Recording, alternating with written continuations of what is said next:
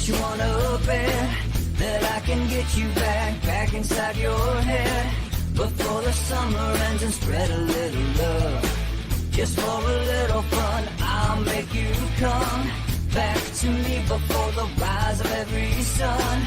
Baby, it's meant to be, I know you got a man, but he don't understand. You're gonna be a heartbreaker.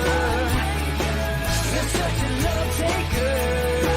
So just suck me in and you can toss me like a cigarette. 'Cause I just wanna be a bad habit, yeah.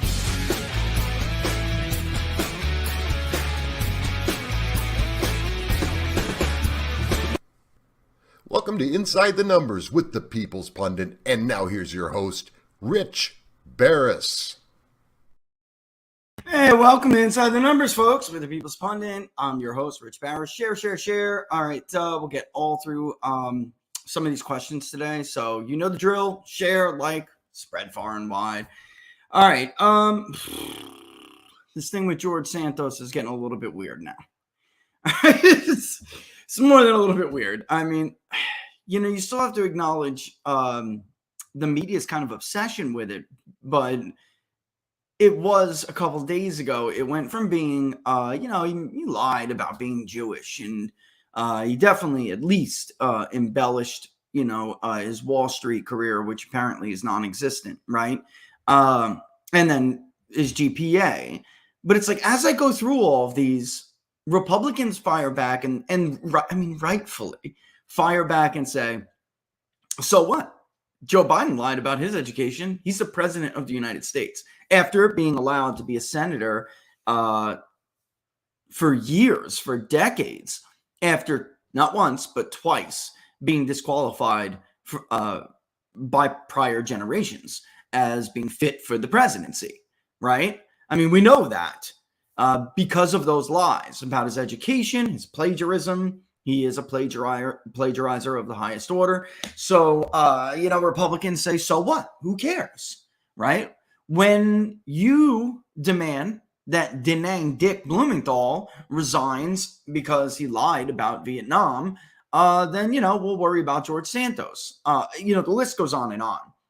The list goes on and on. So it is a little bit crazy how the media is obsessed with it, but we're going to get into the latest with that, and you tell me your thoughts.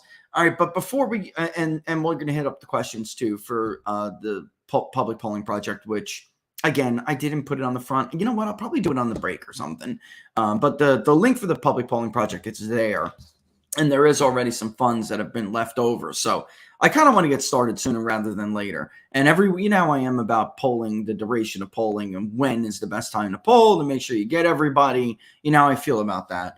We'll do a mixed mode. Right? Phone, online. What I want to talk about first, though, when you're wrong, you're wrong. I honestly didn't think this would happen at all. And the New York Post always screws stuff up, so I can't even share. I'm just going to read it and we'll share. It's just that there's just too many ads on the New York Post to bring it up. It just looks ugly. I'm shocked Alec Baldwin was charged at all. I really, really am. Now, he's been charged in a way that probably you and I would never get, which is in the alternative. So a jury is going to basically decide whether he and one other person, the movie's armorer, all right, so will be found guilty of anything. And if so, will it be involuntary manslaughter or involuntary manslaughter in the commission of a lawful act? All right, so the first one has a maximum sentence of 18 months because the second charge includes a firearm enhancement. The second charge is a 5-year. It's mandatory in that state, 5 years if convicted. So I don't know that any of us would ever get the opportunity. The prosecutor would buckshot charge us, which is basically they just blast a whole bunch at you and see how much they can hit you with. Let's see what sticks with the jury. They don't do it like this. This would be rare. So if you or I, whether it was an accident or not an accident, if the situation was on a normal person, the prosecutor's office would figure out as many charges as they could possibly hit you with, and they would hit you with them. And we may even, you or I, the little people, we may even go down on a worse charge. All right, so let's just read through this. But Alec Baldwin will be criminally charged with involuntary manslaughter for his part in the Rust shooting, which left cinematographer, if I kill this name, poor choice of words. That was so stupid. Hanya Hutchins dead. Prosecutor said Thursday. New Mexico prosecutors brought the same charge against the movie's armor, Hannah Gutierrez Reed, after a real bullet was fired from a prop gun. I hate this language. The New York Post should know better. Was fired from a prop gun by Baldwin on the set in October 2021. Okay. It is not a prop gun. A prop gun is like a wooden freaking gun that somebody carved out of a piece of wood and painted to look like a real gun. This is a real firearm that fires live and blank ammunition. What happened here is that it was supposed to be filled with blanks. It is not a prop gun. It is a firearm, a real firearm that could kill real people with real bullets. You'd think the nation's longest printed newspaper, and I like the New York Post, but that's left-wing language. That's left-wing, not reality, ignorant to the Second Amendment and firearms language. That's Tinseltown crap. Assistant Director David Halls, who handed the loaded gun to the actor, accepted a misdemeanor charge in a plea deal. Quote, if any of these three people, Alec Baldwin, Hannah Gutierrez Reed, or David Halls, had done their job, Hanya Hutchins would be alive today. It's that simple, Special Prosecutor Andrea Reeb said. Baldwin, like I said, this just explains that one, they'll be charged in the alternative, and that one carries 18 months. The other carries a mandatory 5 years. District Attorney Mary Carmack Atwees, who will hand down the charges, said that following a thorough review of the evidence and the laws, I have determined that there is sufficient evidence to file criminal charges against Alec Baldwin and other members of the Rust film crew. On my watch, no one is above the law and everyone deserves justice, she declared in a written statement. We'll see. Baldwin lawyer Luke Nika slammed the charges Thursday, saying the actor was in no way responsible for the tragic accident. The decision distorts Hanya Hutchins' tragic death and represents a terrible miscarriage of justice, he told the Post. Mr. Baldwin had no reason to believe there was a live bullet in the gun or anywhere on the movie set. He relied on the professionals with whom he worked, while he threw them right under the bus, who assured him the gun did not have live rounds. We will fight these charges and we will win. Why? What development happened here that led to this? Jason Bowles, the lawyer for Gutierrez Reed, insisted Thursday that his client, quote, did not commit involuntary manslaughter, unquote. These charges are the result of a very flawed investigation and an inaccurate understanding of the full facts. We intend to bring the full truth to light and believe Hannah will be exonerated of wrongdoing by a jury, he said in a statement. So he wants to go to a jury trial. The long-awaited decision to charge the 30 Rock star and the two others came after a meticulous investigation revealed they all bore partial responsibility for the shooting that killed married mom Hutchins, 42, and injured director Joel Souza, 49. Wow, so that's not in quotes. A meticulous investigation. That's how the hard news part of this article is characterizing it. Each defendant will get a preliminary court hearing within 60 days to determine if there is probable cause to go to trial, prosecutors said. During the initial investigation, detectives from the Santa Fe Sheriff's Office said they found a mixture of dummy and live rounds scattered throughout the set. Now, this is why you can't use this like left-wing fictitious language, that it's not this Tinseltown language. There's no prop gun. So, of course, that matters with the facts of the case. It's not a prop gun. If there were live rounds that somehow made it into the dummy rounds, here's the problem still with that. Dummy rounds and live rounds do not look the same, and especially not in a firearm like this. One is made to have gunpowder that projects, when the firing pin comes down. It sets it off, and it projects the bullet. It's a projectile. The tip of the bullet. The shell, the casing, is discarded. In a firearm like this, it stays. And if it's not like a 19 or something that ejects it. In a dummy round or a blank, the front is pinched, closed. And when the firing pin comes down, guess what? There still is a chemical reaction that creates nothing but force that opens the tip of the dummy round. No projectile comes out. But they look very different. So remember that when you're like, oh, well, we could have... All the sets that Alec Baldwin and others have worked on, they don't know the difference, the visible difference, or visually, when you're looking at a visual, they don't know the visual difference between between a live round and a blank. Anyone who's in the military know what I'm talking about. You run around with miles gear when you're training. Those are blanks. But of course, you know that if you did that. But that's right. Do they look like live rounds at all? Do they feel like live rounds? The weight? No, they don't. It's even if you're stupid or you're just ignorant toward firearms, you would still very clearly be able to see there's something different with this round. All right. Anyway, they said they found a mixture, which is a violation of industry safety standards. Right. I mean, they've been on this app before. This is like not new. At the time, Carmack Outweed said determining how the live rounds got to the set, quote, will be one of the most important factors going into the charging decision, unquote. Gutierrez Reed, the armorer in charge of ammo and weapons on set, has repeatedly denied responsibility for the shooting. In January 22, she filed a suit against the props company that supplied the rounds, alleging it sold blanks and lives mixed together. You don't go through them? At the time of the shooting, Baldwin was sitting on a pew in a mock church at the Bonanza Creek Ranch rehearsing the cross draw as Hutchins and Sousa stood behind the camera. I got to be honest. I don't think I've ever seen a box of dummy rounds mixed in with some live rounds. I have a very difficult time believing that the props company that supplied the rounds did that. Or that anyone they got, any manufacturer that they got these rounds from would have done that. This is not how it works, folks.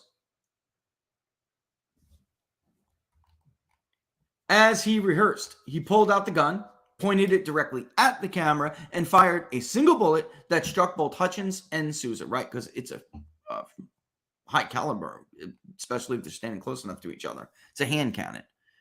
The Emmy winners repeatedly denied pulling the trigger. He can deny it all, saying that the gun went off accidentally.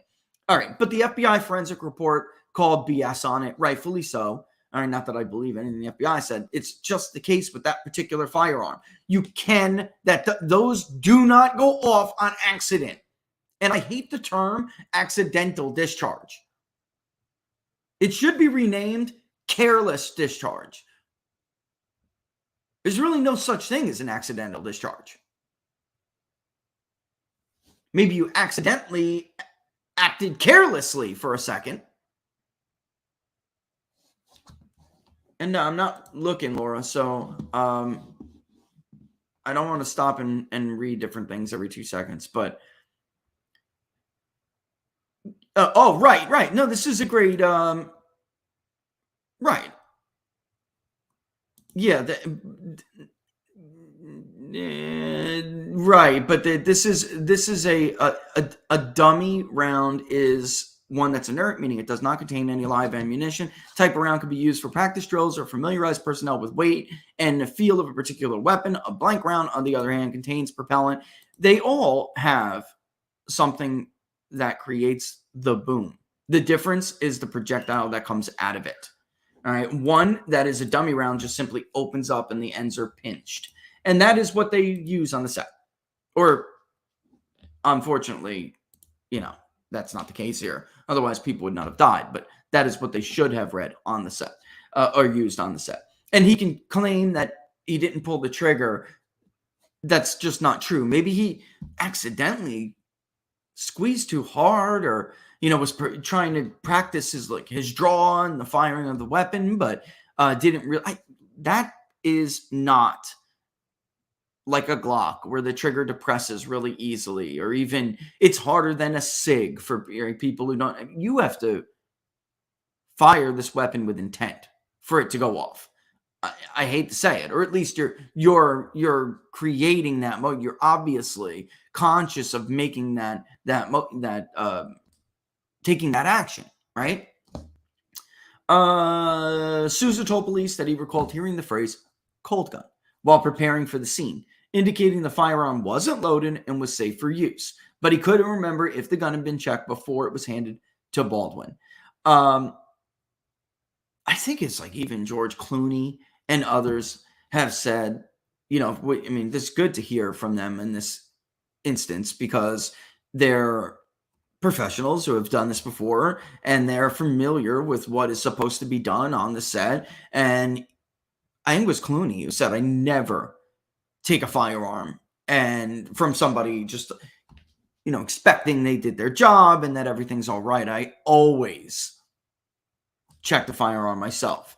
So, look at his career.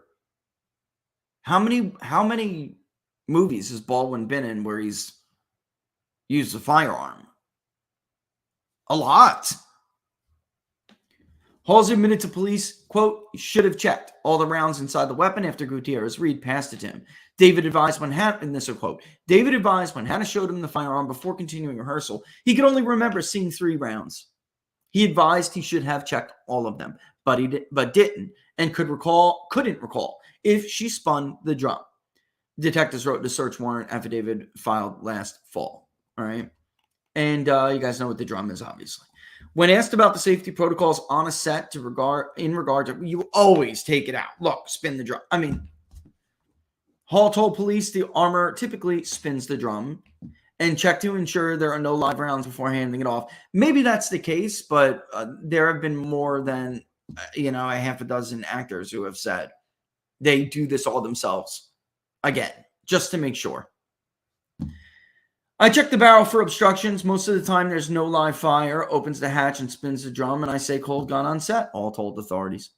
During Gutierrez's Reed's interview with cops, she told investigators she checked the dummies and ensured they were not hot rounds, the affidavit stated. Hannah advised she handed the gun to Alec Baldwin a couple times and also handed it to David Halls. When a detective asked about live ammo on set, Hannah reported no live ammo is ever kept on set, the filing stated. Well, this is really where the problem gets in, all right? After the round struck the 2 crew members, Halls picked up the gun from the pew where Baldwin was sitting and handed it to Gutierrez Reed. The rookie armorer was told to open the gun so Halls could see what was inside, and he recalled seeing at least 4 dummy casings with the hole on the side and 1 without the hole. Well, there it is. There it is. He advised the round did not have the cap on it and was just the casing. David advised the incident was not a deliberate act. That's the quote. All right, so according to the search warrant, the crew broke for the day, and the firearms were secured in the prop truck. But during lunch, Gutierrez told police the ammo, quote, was left on a cart on the set, not secured. Holy hell. In February, Hutchins' family filed a wrongful death action against Baldwin. And I want to get to the part of what the search warrant turned up, because that's really the problem here. All right. Well, it's a problem for Baldwin.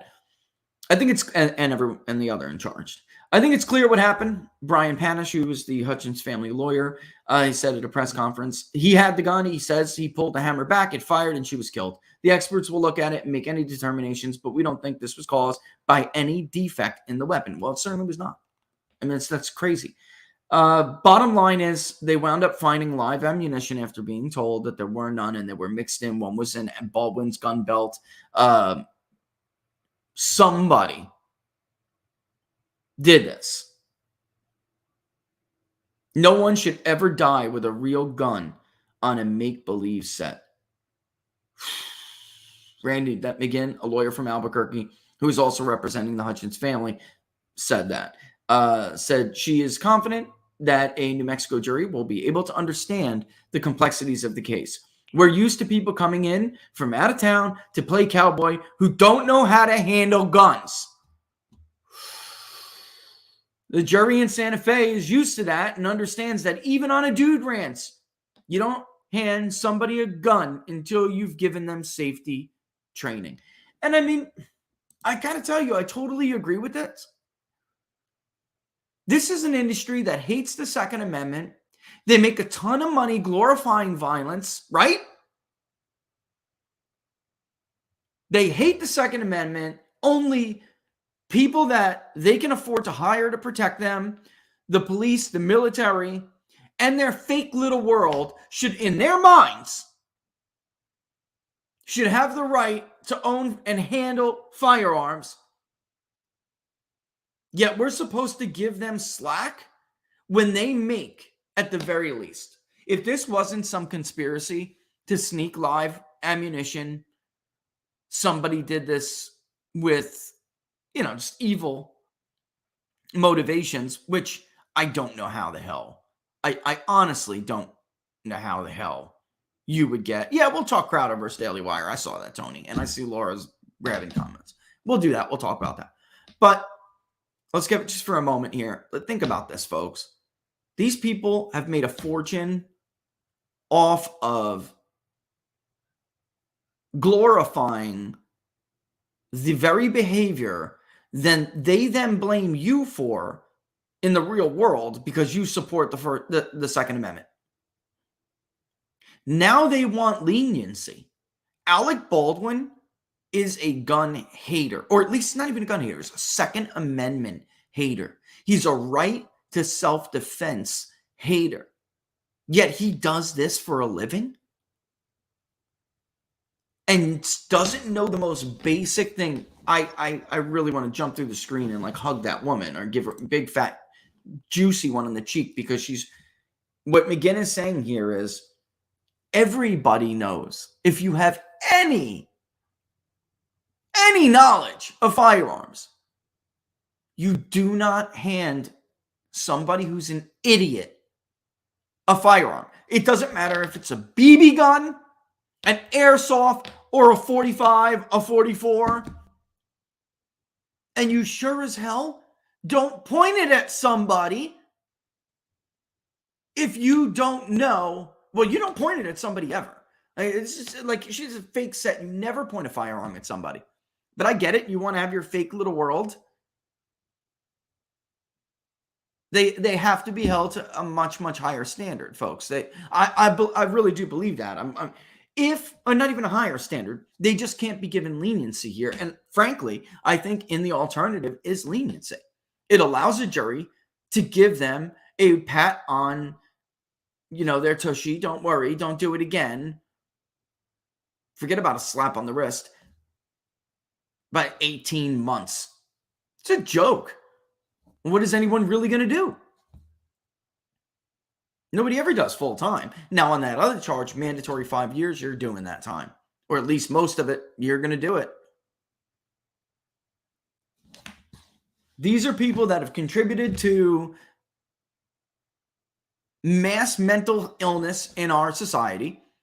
Or at least, the very least, what they do is harness that mental illness and cause acts of or inspire at least acts of violence. Now, it's up to the moron who does it, folks. I mean, that's ultimately who's responsible for it. But these people cannot be given leniency when they're first of all, they don't want you to have this right. Secondly,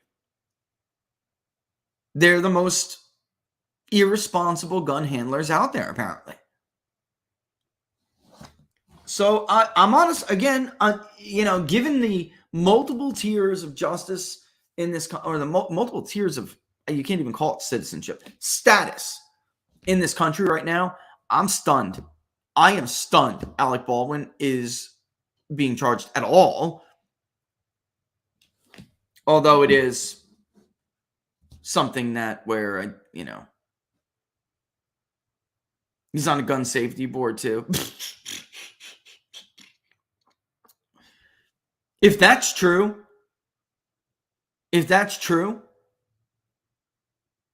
then I don't even know what, then that industry has some serious problems.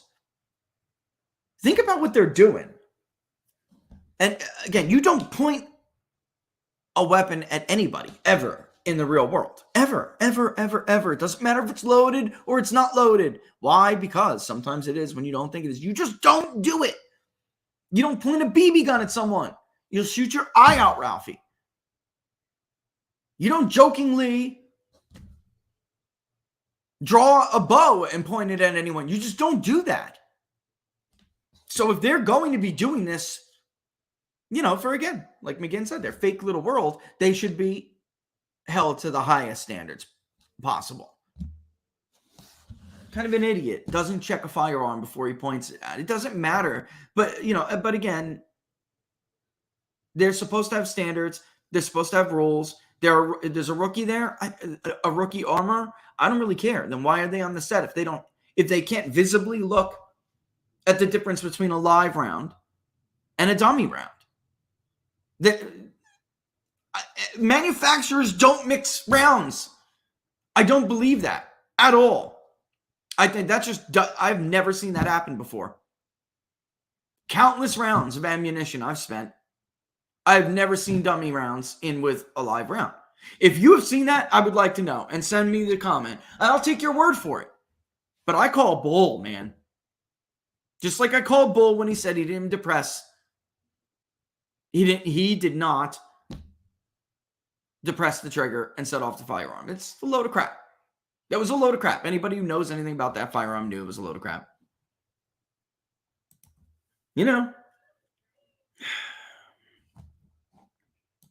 Stupid. If that has happened to you guys before, send it to me. But I call bull. All right. Is that true? Most accidents that happen on sets involve revolvers? That's true? Where's the source of that information? Because revolvers are, not that anyone is more safe than the other. Okay, but the safety mechanism on a Glock, for instance, is like, their patent trigger safety. It's not a traditional safety. So a revolver takes more effort and intent. So I'd be really surprised at that. Or maybe because of the difference between the two, there's a sense of what's the word I'm looking for? There's a sense of, and it's a false sense of security with a revolver, and maybe that's why there's more accidents. But if that's true, and I believe you, and that was Danielle, I believe you. I wouldn't be. Maybe people feel like they can be more comfortable with it because it's not as easy to discharge. But there's no such thing as an accidental discharge. That's just not the case. Yeah. They get cut. Russ, yeah, I think that's, yeah. Mm-hmm. So Russ says, yeah, it's true. Revolvers are easy to load. People get comfortable, thus complacent. And that makes sense. Especially people like them, right? Because the rest of us would be taught, don't get complacent with anything. You can get comfortable, but complacency is different. They still have to respect the firearm. Wow. Yeah, because they think they can see it. Yeah, and that's another thing, though. Again, because it is a revolver, that's another thing. You can see the difference in the round. You can see it. So, right. Doesn't make sense. It does not make any sense. Yeah. Yeah, they're Norm on the side. Some of them apparently, that's a good question. He says, I wonder if cinematic blanks look different. Apparently, Norm, on the side, like, if you're in the military, okay,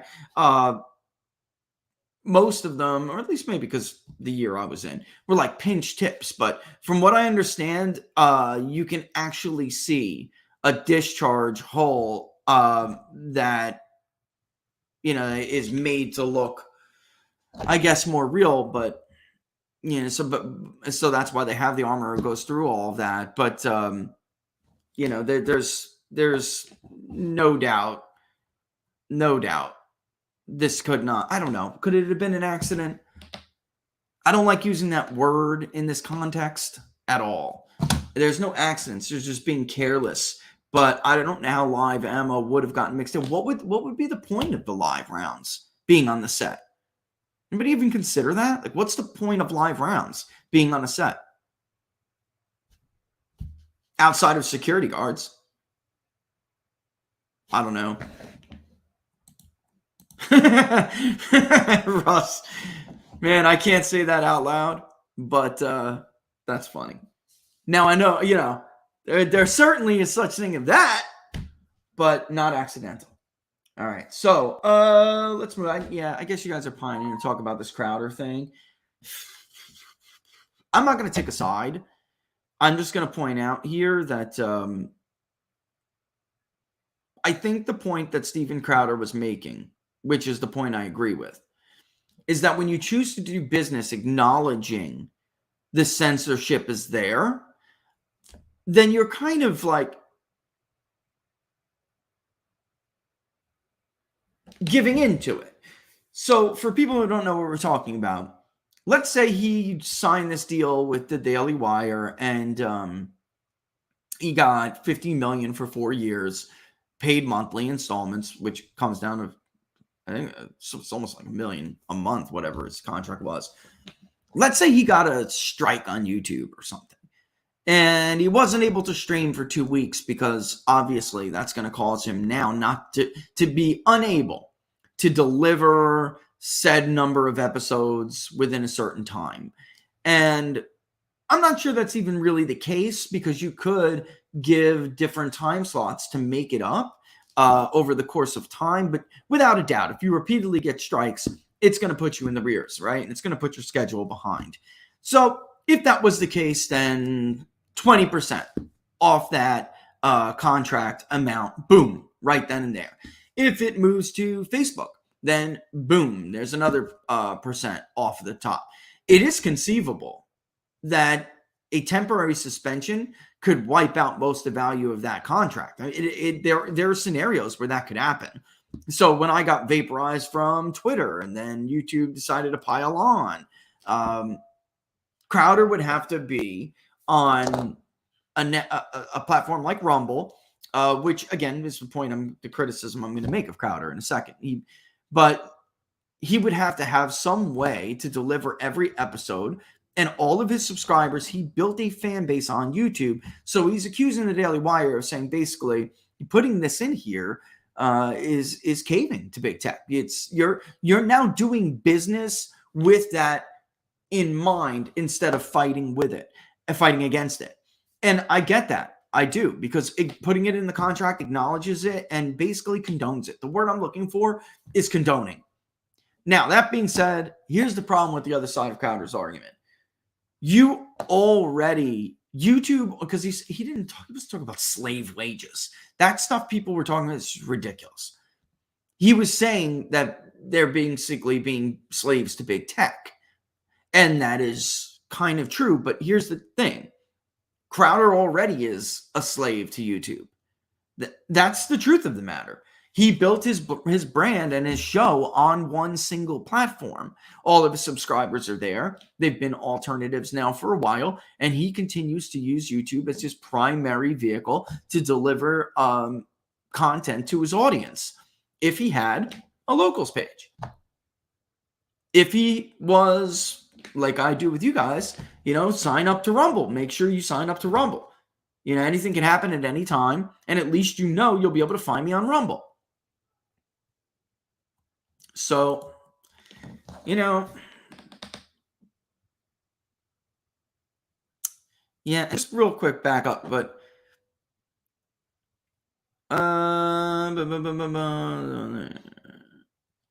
okay, so but it still shouldn't have been on the set.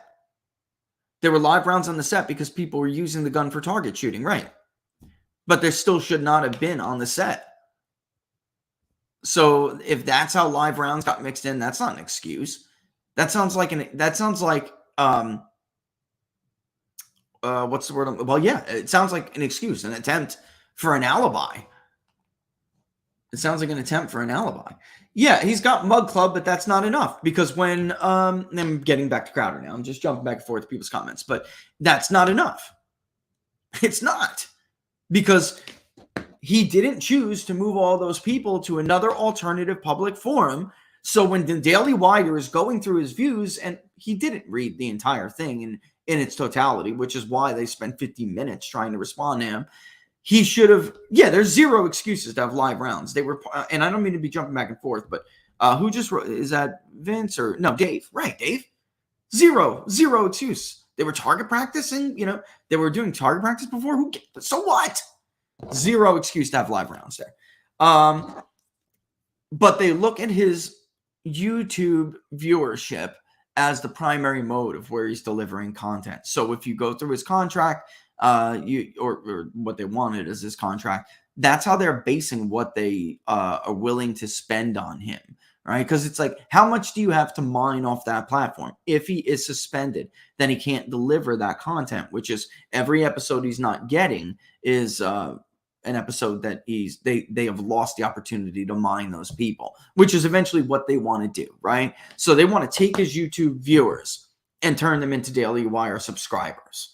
So if they can't do that, then it doesn't really matter these other modes that he's gone through with after having himself, he knows what it's like to be demonetized. It doesn't matter anymore because he doesn't have an alternative with a huge community.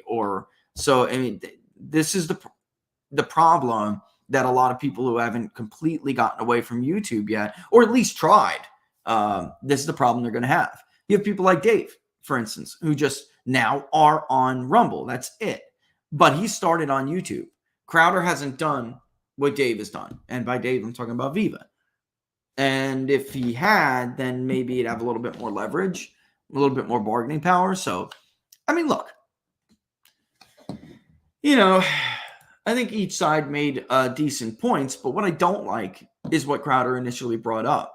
You're condoning it when you're making that part of your business model. You're condoning it instead of fighting against it. And that's my main problem with that. And which is why I wouldn't deal with any of these groups. I just wouldn't. Yeah, look, that's a really good, let me, yeah. If Daily Wire were able to get him monetized again on YouTube, that's probably a big deal. But if it's at the cost of not being able to speak on certain topics, would Crowder accept that? Don't think so. No, and that's ultimately what he would have to give into. So because of the Daily Wire structure of the contract, they're condoning YouTube's attempt to stop Crowder from talking about election fornication.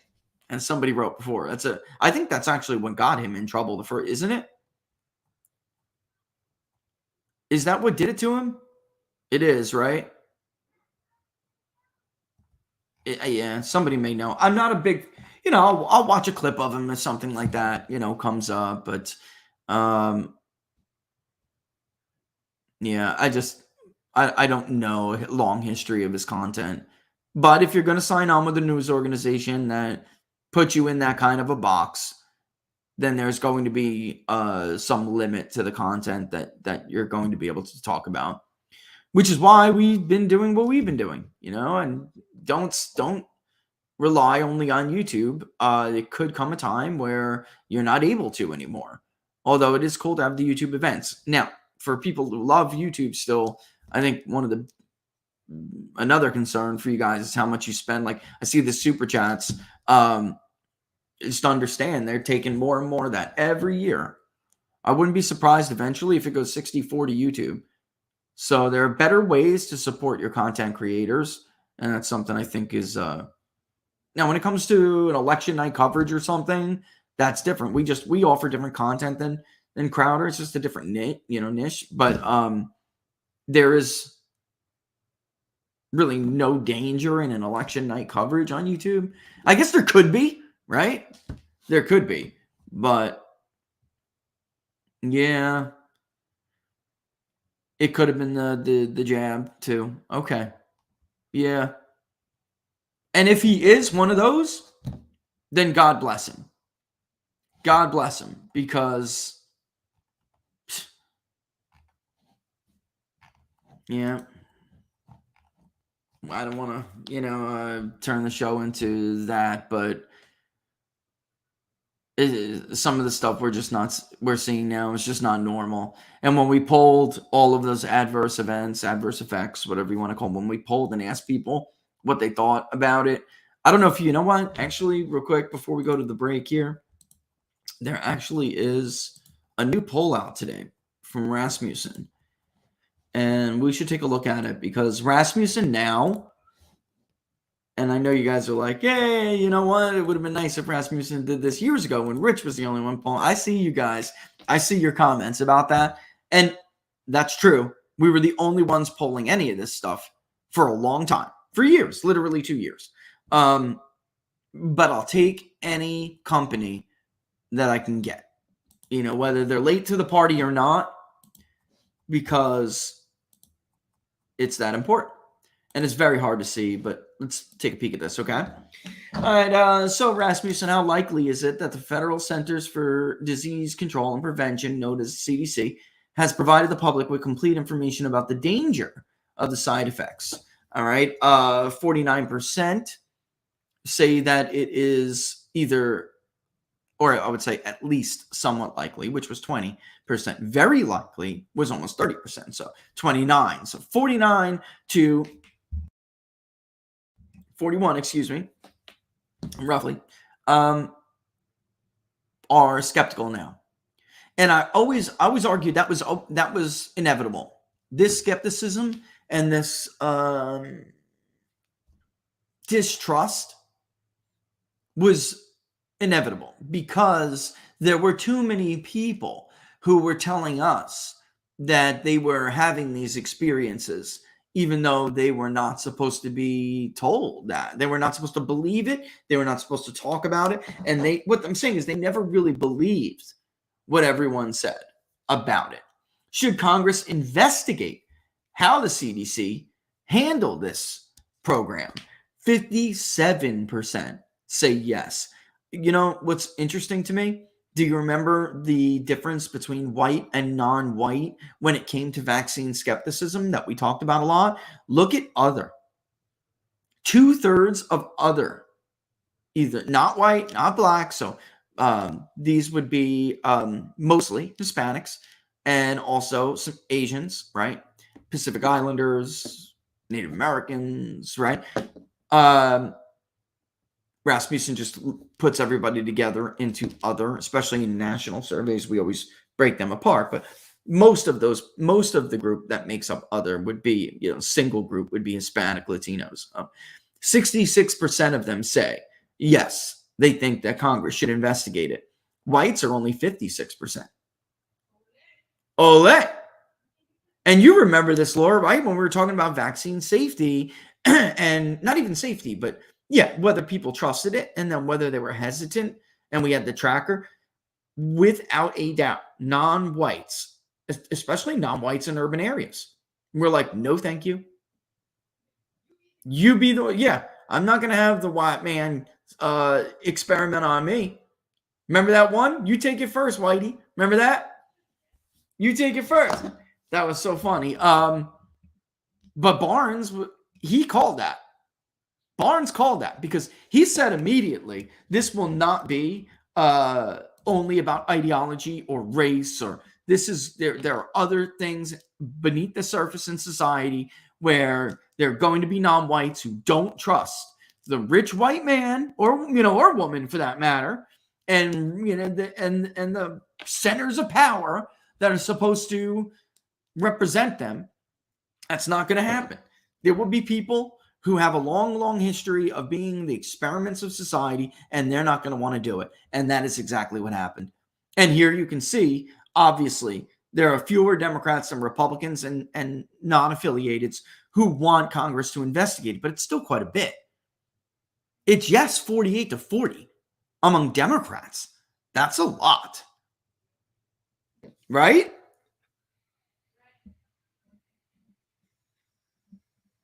However, go up one more table.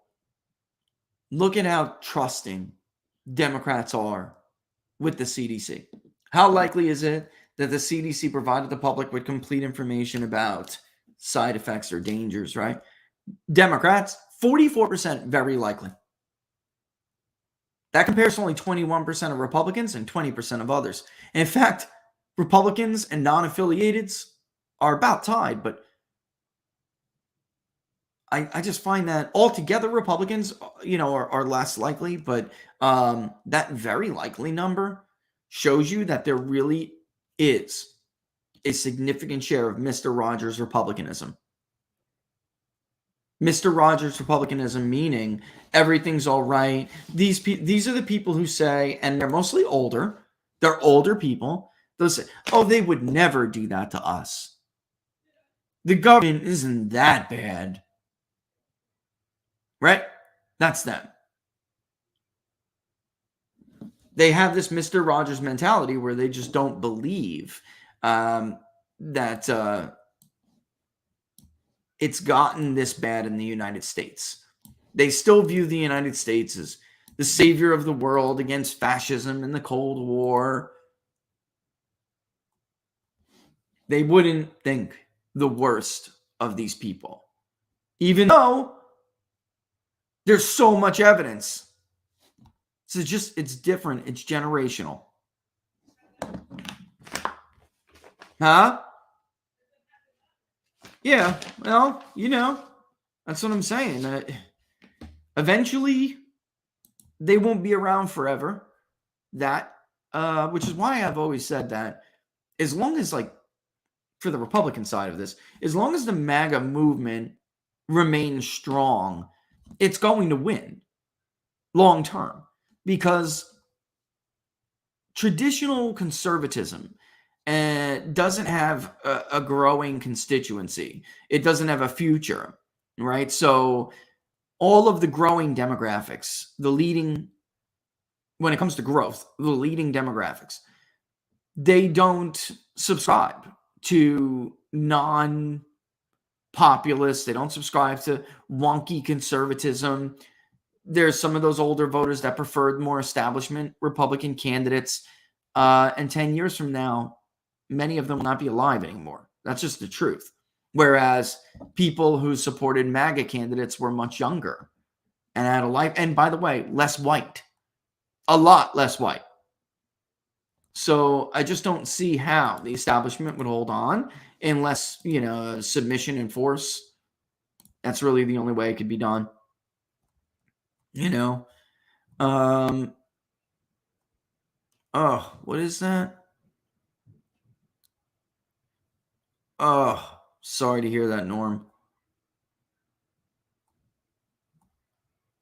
Yeah. That's sad to hear. I'm not going to blast that out there for everybody, but sorry to hear that. I didn't see Tucker, but Sue, you're like the third person to ask me about if I saw Tucker's segment on Nixon, and I didn't. But you're saying that was the time. That was the moment for you. Is that what you're saying there with that? Yeah. I mean, I'll check it out. But Nixon's a great example. He represented something different for Republicans. He was not part of the ruling class. They always looked at him as an outsider. He did not have, even though he was vice president to Eisenhower, he did not have the same feelings towards, foreign policy or on foreign policy that, he thought, hey, that was good for 20 years ago. It's not good for now. And that's what happens.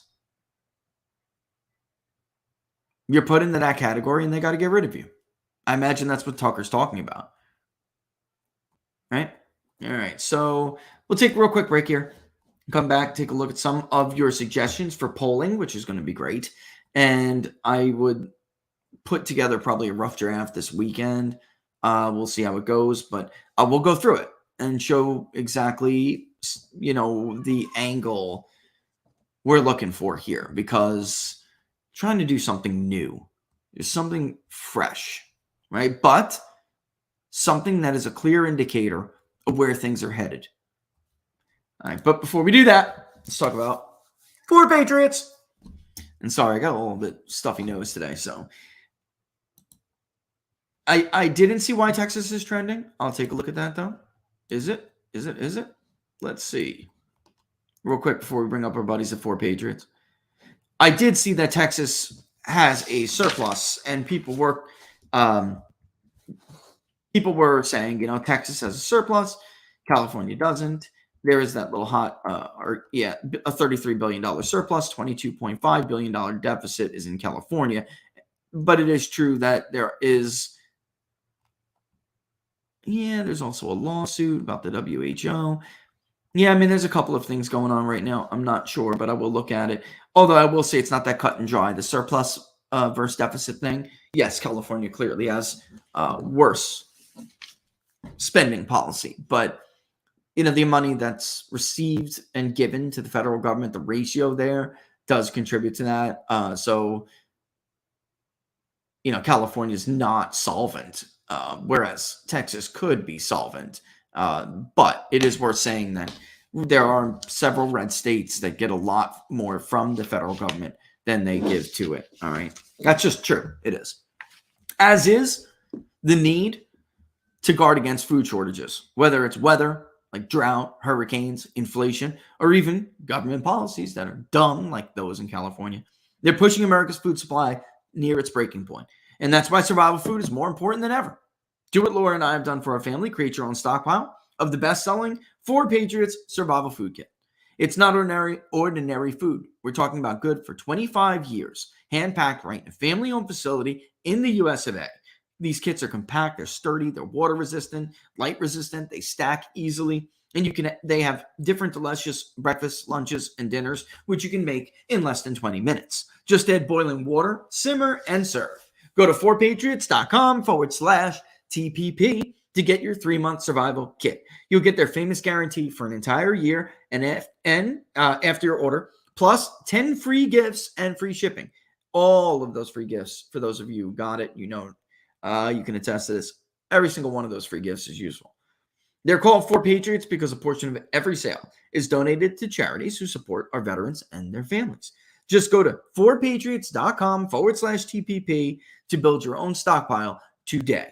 And that's the best deal out there, I'm telling you, at 4 Patriots. But if you're out on the website looking at some of the other products that you want to get that are cool, don't forget to use TPP10 at checkout, and that will give you 10% off your site-wide order.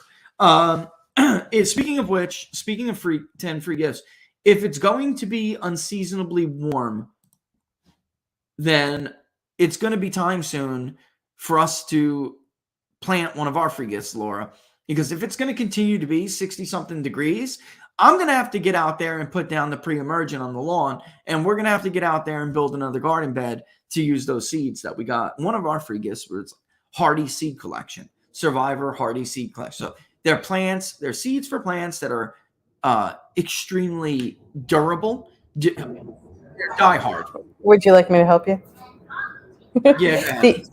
These seeds are they have been tested through like extreme weathers, and they've been purposely dehydrated and whatnot, and to create a hardier seed in order to grow in harsh environments. There you go. You're muted. Yeah, I'm muted. I'm off the screen completely. So she got it. That's exactly what I was trying to say there. They are made to grow in harsh environments. And I don't know about the rest of the country, but where we are, it was cold during Christmas, right? I mean, really cold during Christmas. But it just got warm in the second week of January.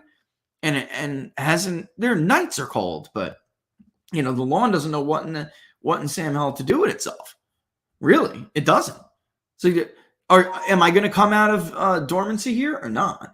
But I also want to get a head start on growing this year if it's going to be unseasonably warm. And depending on where you guys are, I'm sure you'd want to do the same thing. All right, that's a lot of talk about seeds for now, though. But Laura and I are huge on that. We also got to get the water jugs this year, Laura. Or the barrels, the collection barrels. We got to do that this year. All right, Rome wasn't built in a day, so you have to take advantage of each year when the time comes, right? And there you can have me talk about this little coupon, but that's not what we want to talk about here today. All right, though, if you put your email address in there, you'll get that order. But I can do better than that for you guys. All right. If you still have leftover pandemic pounds, you know you still have holiday pounds. I do. And I'm not sorry. But you're sick of all the ads for weight loss pills and fad diets.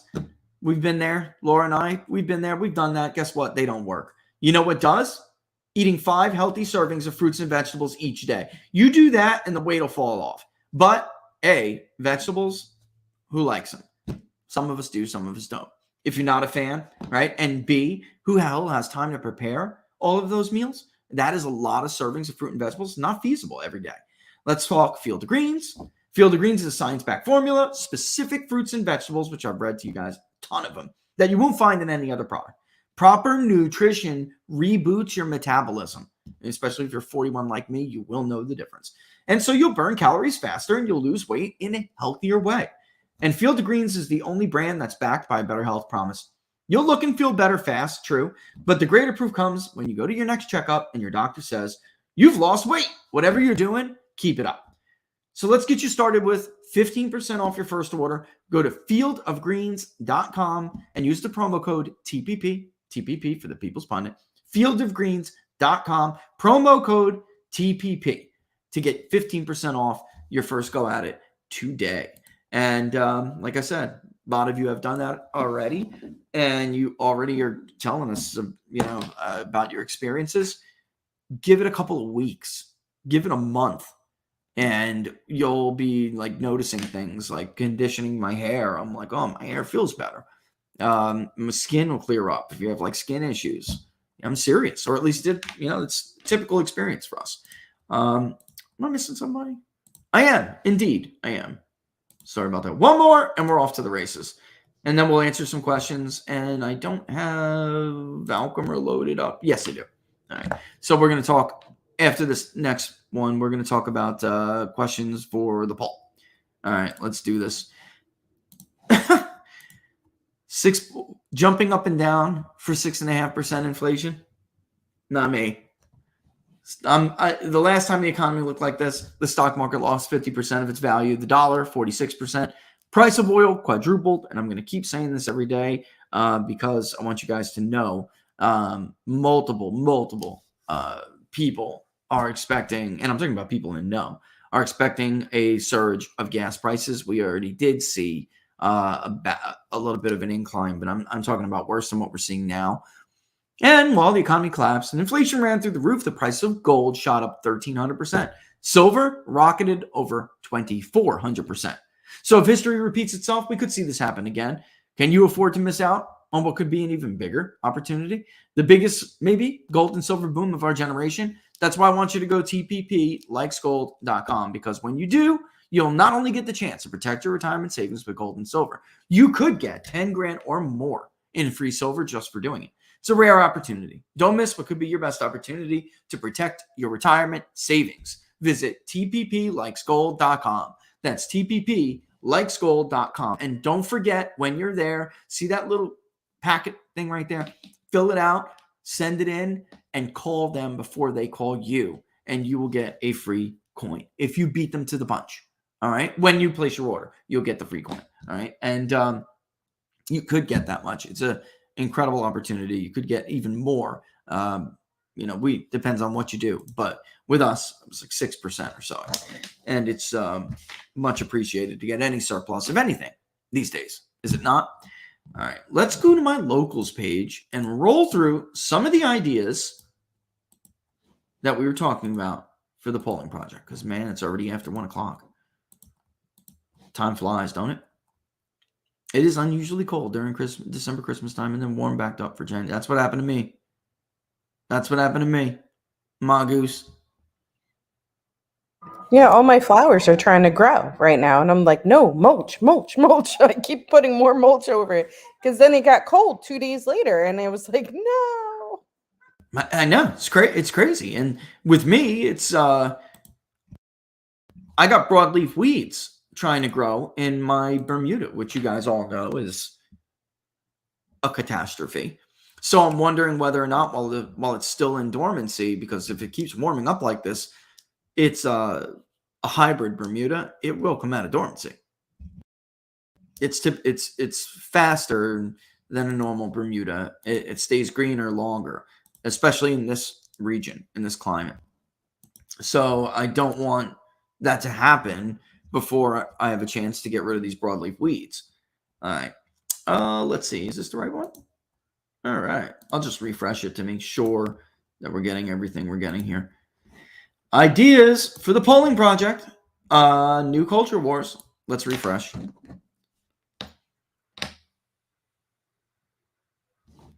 This is what I said. Let's brainstorm. I'm trying to figure out some new questions that really get to the heart of new culture wars, even things we deal with more regularly. Faith and religion, fairly easy. And we should have added something related to faith outside of the simple religious affiliation question on the polling project, but I'm thinking beyond that at this point. Perhaps one that deals with how entertainment and pop culture impact us, how they do or do not reflect our values, and immediately something that jumped out, because I do believe this is part of our pop culture. What immediately jumped out to me was, somebody brought up Tucker before, the Tucker segment. Immediately, somebody, by the way, the Tucker Nixon thing is actually trending. It is. Wow. Benny had posted it. You know what? We could take a little break and put the Tucker thing up. Wow, it's a long, though. Wow, the whole thing is... We can watch different versions of it. One's 2 minutes. That'll probably get to the heart of what you guys are saying. But Tucker's a great example. The CIA's role in JFK, if any, that's a cultural thing at this point. Why does it matter? It's like a de facto gauge of skepticism toward the administrative state, right? Things like that. And then also what Frank from Quite Frankly and I were talking about during the holidays last year, this past holiday season, which was last year, technically. What we were talking about is the change in the culture over the years, right? How much does Christ have to deal with Christmas anymore? Right? Things like that. And I am a big believer in what Andrew Breitbart said, which is that politics runs downstream from culture. And I want to have these questions that get ahead of the game. I really like Jacqueline's. Where do you consume your news from? We've done this before, but it is a great question. Cable, YouTube, online newspapers, magazines, Twitter, Rumble, things like that. What do you think about Alex Jones? Do you believe that legalizing marijuana has been a net benefit to society? This is all of this is very much along the lines of what I was talking about. Do you think people should go to college? Or do you think, Jacqueline, even better, when you listen to this, if you're not right now, do you think everyone should go to college? Do you think college is appropriate for everyone? Do you think society would be better off if everyone went to college? That's something that really could be expanded on. That's how you maximize your earnings and get a better job. No, they're indoctrination camps. No, they have a negative return on investment. Yes, college education is a human right. Do you have friends that regularly attend church? Love that, because beyond how long, beyond your actual personal church attendance. How do you feel about George Washington? What's the first word that comes to mind when you think of George Washington? And then put that puppy in a word cloud. Ooh, are UFOs real? Don't forget, we absolutely ask that question once a year. And I think that the Ancient Aliens crew would be pleased to know that we hit a record high in the question about whether people think it's natural phenomena, or if at least some of them are legitimate sightings of their spacecrafts created by an intelligent extraterrestrial life form that we don't yet know about. Gallup has been asking this too for years. So we modeled our questions off of Gallup so we could basically discern the trend. And I guess Gallup stopped asking it. I haven't seen it in a long time. But I agree with number 4, but it's a yes or no. All or some could be true. Yeah. That's why I was saying there are different variations of that college question, but I like that a lot because that really does show that is a cultural thing going on. We're having this educated, and I hate using that word, versus non-educated, hate using that word even more. We're having that educated versus non-educated divide right now. And that would be really interesting. Yep, and this one, Conyers, we've done this before. Again, so is Gallup. But using that, evaluating that information about how much time, what's devotion time like for a certain respondent or voter participant, right? And evaluate that against the time they consume doing other things like media and social media, right? Or maybe a hobby. How much time do we dedicate to hobbies now? Once upon a time, free time was dedicated to hobbies. Now it's dedicated to, did you see my latest Facebook post? Did you see so-and-so's latest Facebook post? Have you gotten to a Facebook comment war with your cousin lately? Like, it's very different now than it used to be. When was the last time you put down Facebook and picked up a fishing pole? Facebook or fishing pole? What's it going to be? Like that idea. Aside of politics and religion, what topics are off limits at work? Social events, family gathering. How, if at all, have the following affected your values? Marriage, divorce, having children or not, health and well-being, transgenderism, abortion rights, education, racism, TV programs, today versus childhood. It looks like, I do not want to mispronounce this and say something dumb, but Tickety Shack is definitely in the ballpark, like all of you seem to be in the ballpark of what I'm talking about here, especially when it came down to that last one, TV programs. I haven't decided how I want to formulate this yet. Simple answers. Do you think that television today reflects the values of society, or do you think that they are attempting to shape the values of society? Ooh, somebody take note of that. That was on the fly, and I've been struggling with how to word it for a while, and I kind of like how that was just worded. Right? Has marriage affected your value system? Ooh, let's go. Has any of these things, having children, and we could definitely use logic and branching to isolate people we know are married, isolate people who are divorced, not so everyone basically is not single and having children. That's if their parental status is a positive indicated parental status, whether it doesn't matter which one it is, could be 18 or older, not yet school aged or all school age. If they indicate yes in any of the 3 options, the 4th being no, of course, then they can get that. It's interesting.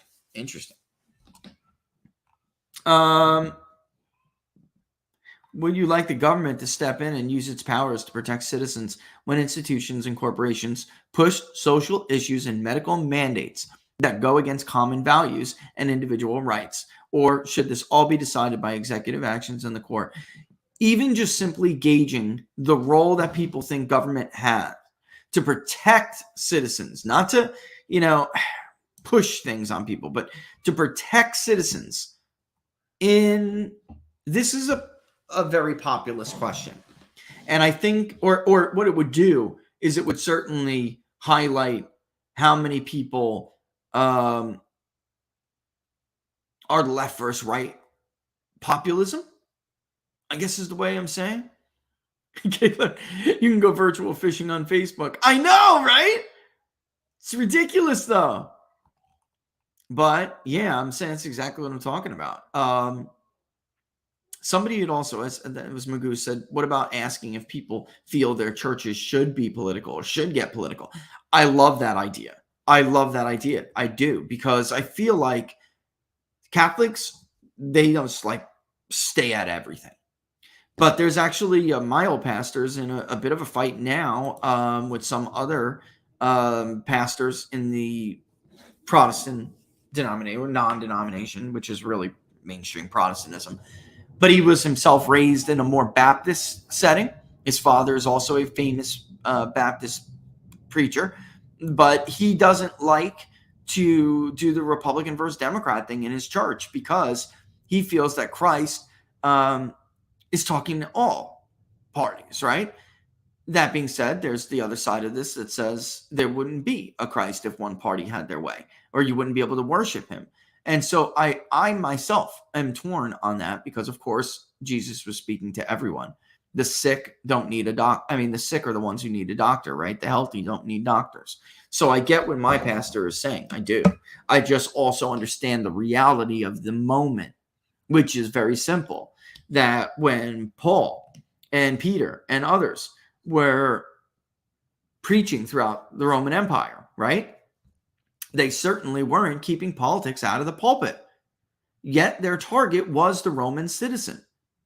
So you can do both.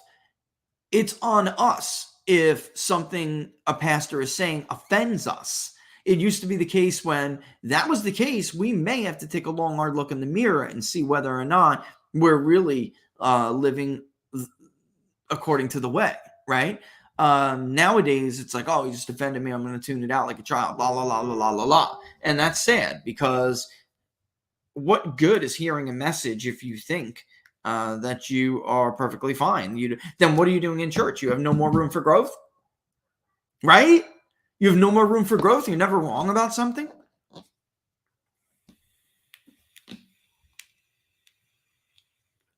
I do like the question. We've done a lot on transgenderisms. I do like the concept of asking about mental disorders as well. I do. All right. So I would even say, like going back to do you think the entertainment industry, what you see on TV, whatever it may be, however we word it, are pushing the values of society that reflect society, or do you think they're trying to push their values or, the latest fad kind of thing on to society? And we could certainly use that as an example.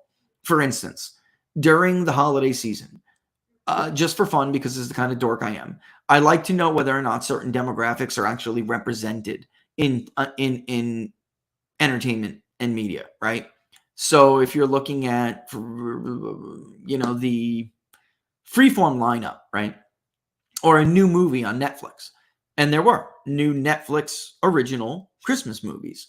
Are demographics being appropriately represented, or are they being overrepresented in order to push a value system? Like, would you seriously expect, 3 out of 10 elves at the North Pole to be gay, right? So is society really 30% gay, or are we overrepresenting a certain group here, right? And it's true of all demographics, not just sexuality. That's the kind of dork I am. I like that stuff, I find it interesting to see whether or not that's the case. That certainly could be a follow-up thing. Do you think that, I don't know how, we'd have to be careful on how it's worded, but let's go look at what what you guys say though.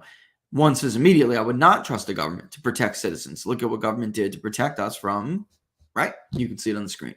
But I love the concept because immediately, look, serendipity, Farrell prompted a response from serendipity, right? It elicited one immediately. So it tells you there would be some pretty strongly held beliefs. It's a very, very solid recommendation. All right. Should professional and college sports teams push a social agenda, or would you prefer the sports be off limits to topic political and social debates? That's good too. How about something like, how concerned are you about the current cultural push to educate children about gender options, correct child gender confusion medically with drugs and surgery, expose children to adult sexual performances, expose children to adult sexual practices in literature? Love that idea. Do you find that current art, media, music, literature exactly supports, is neutral, or attacks your values and beliefs and held by your community? Maybe we could say, Nancy. Do you find materials that you want to consume? And if so, where?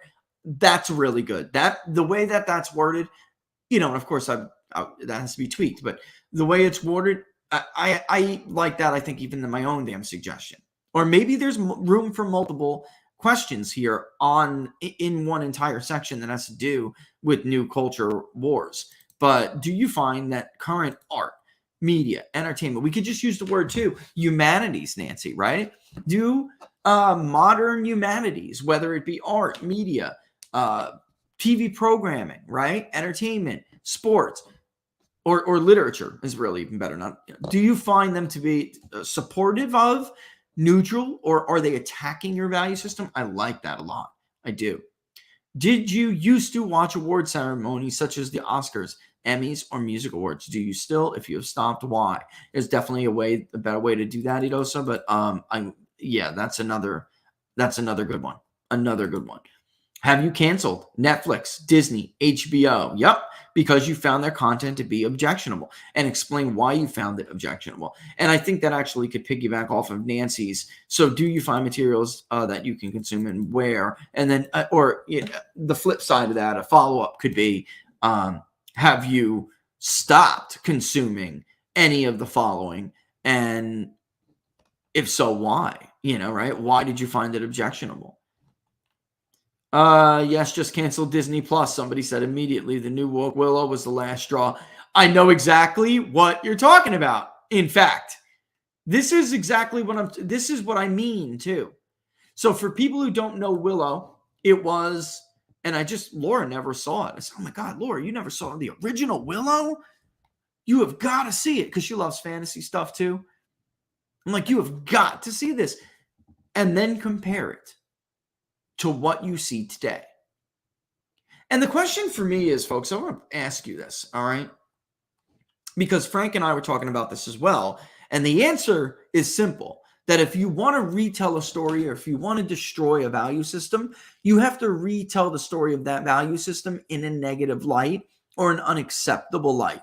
Because the obvious answer to this, the obvious question is, if they hate all of these Western values and the classics of these Western values, then why do they constantly feel the need to plagiarize and redo them?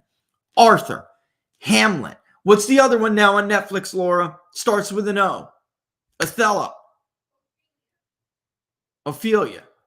Are you sure about that? Is it? Yeah.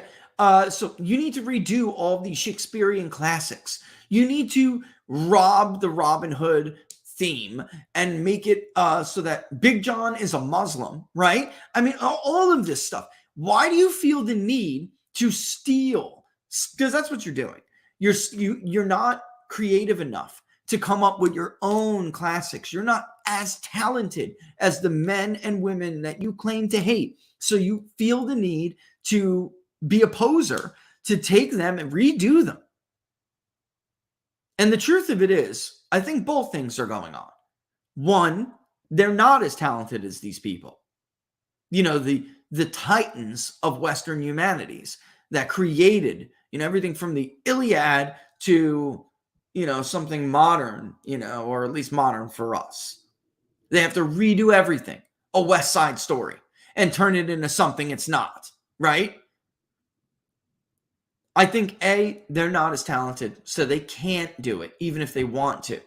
And B, Frank is right about this, and quite frankly.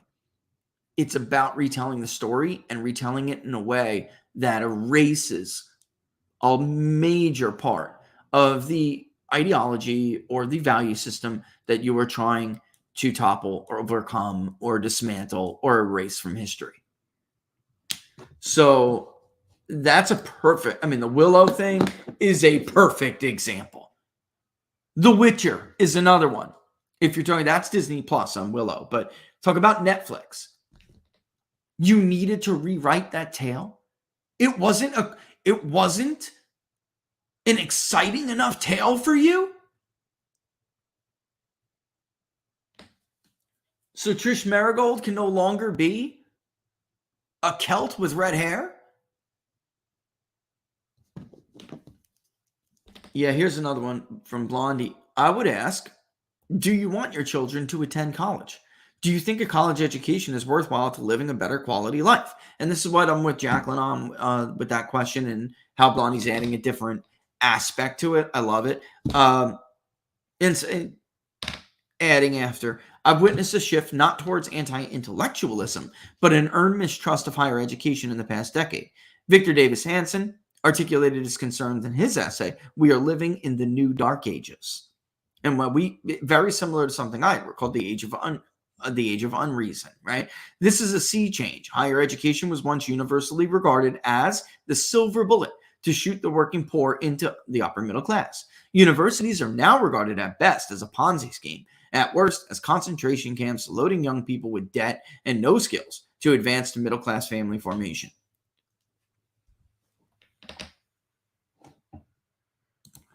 Not that I like that comment any more than the others I've read. I just wanted to go ahead and like it because Farrell's, I agree, right on the money there.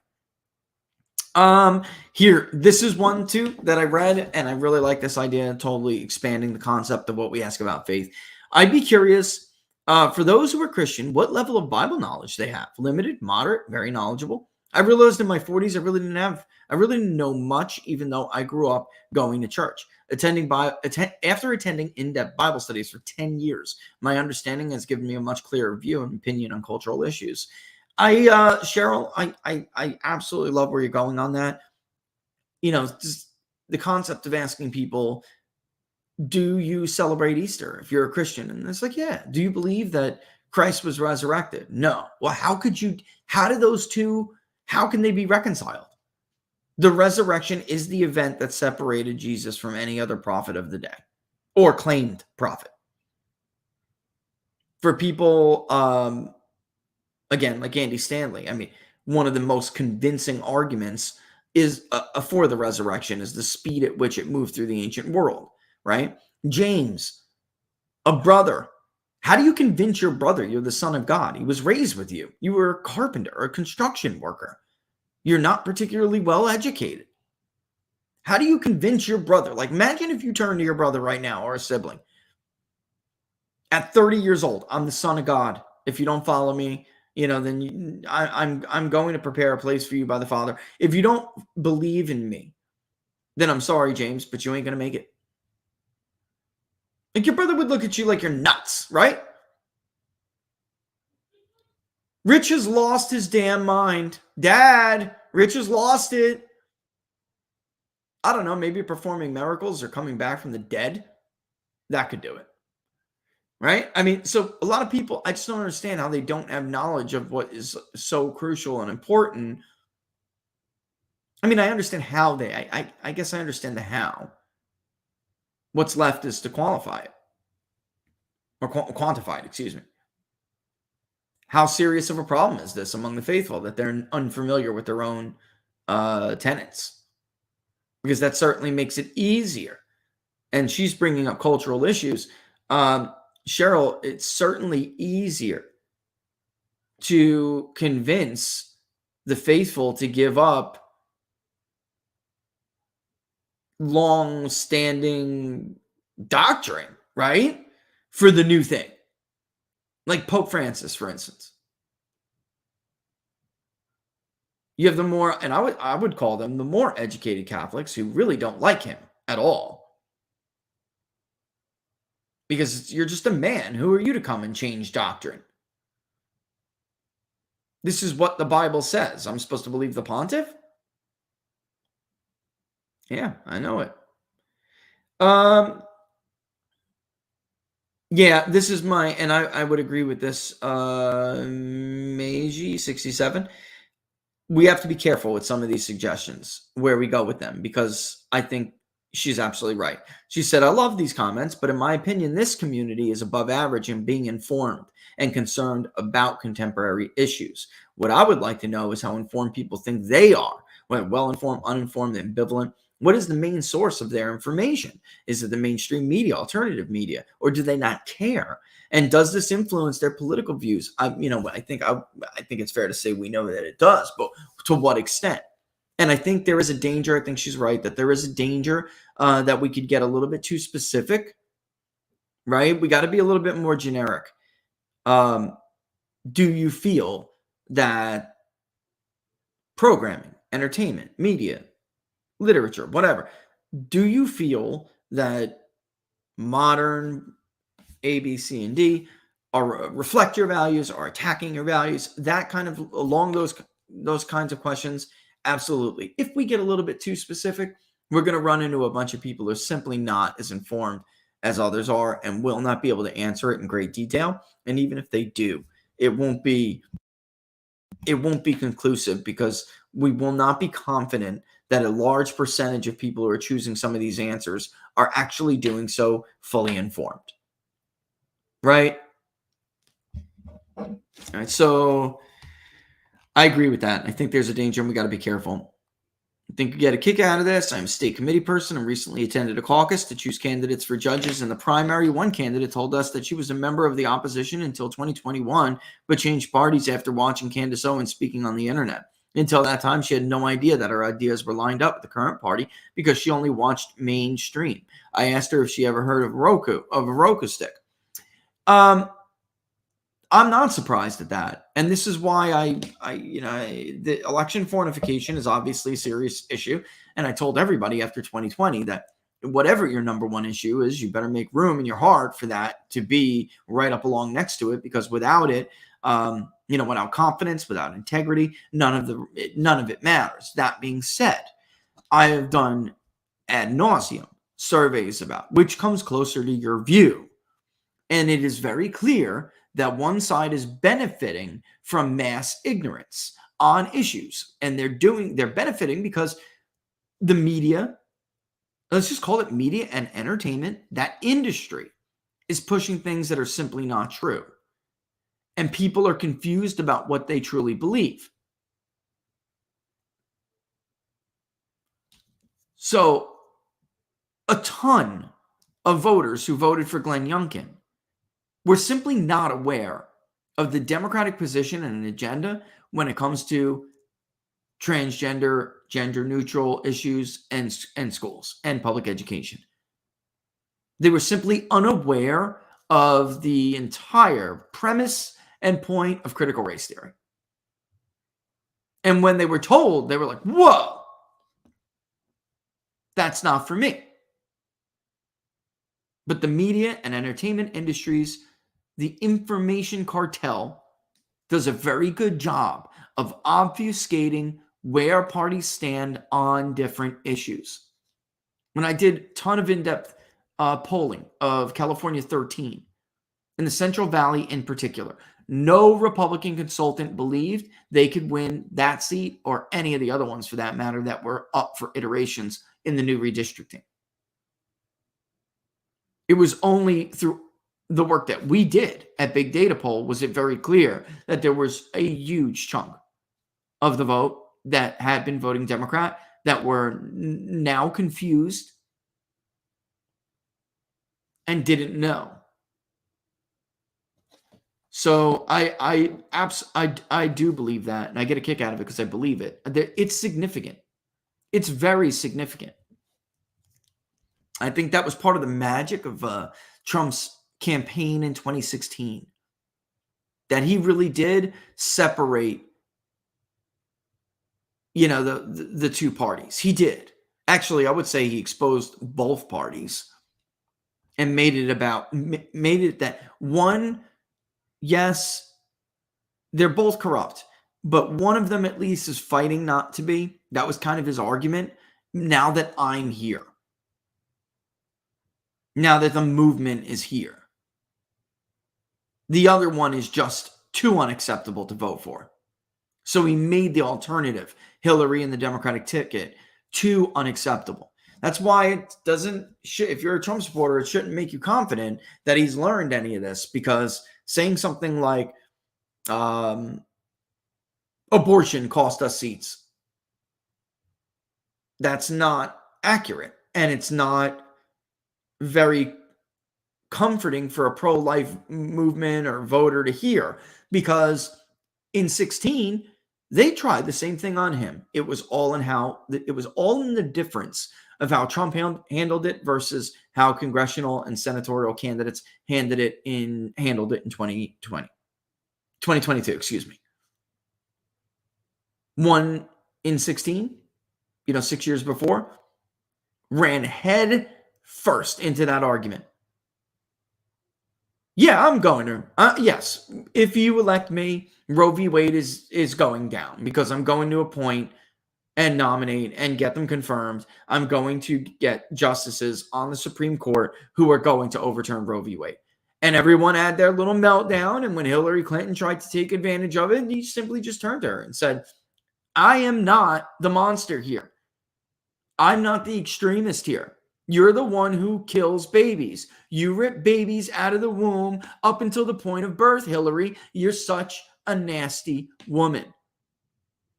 It was for everyone to see. There was record viewership during those debates. So many people for the first time were exposed and introduced to the mainstream Democratic position, which, by the way, PolitiFact Wisconsin, USA Today, a whole bunch of other so-called fact checkers immediately ran to the internet and tried to save Hillary with that because they knew it was damaging. It is not true that it is the mainstream position of the Democratic Party, and it's not true for Hillary Clinton either, even though there were 3 examples of Hillary Clinton absolutely supporting and saying that she supports abortion bans. I mean, no abortion bans at all. No restrictions. So it only follows.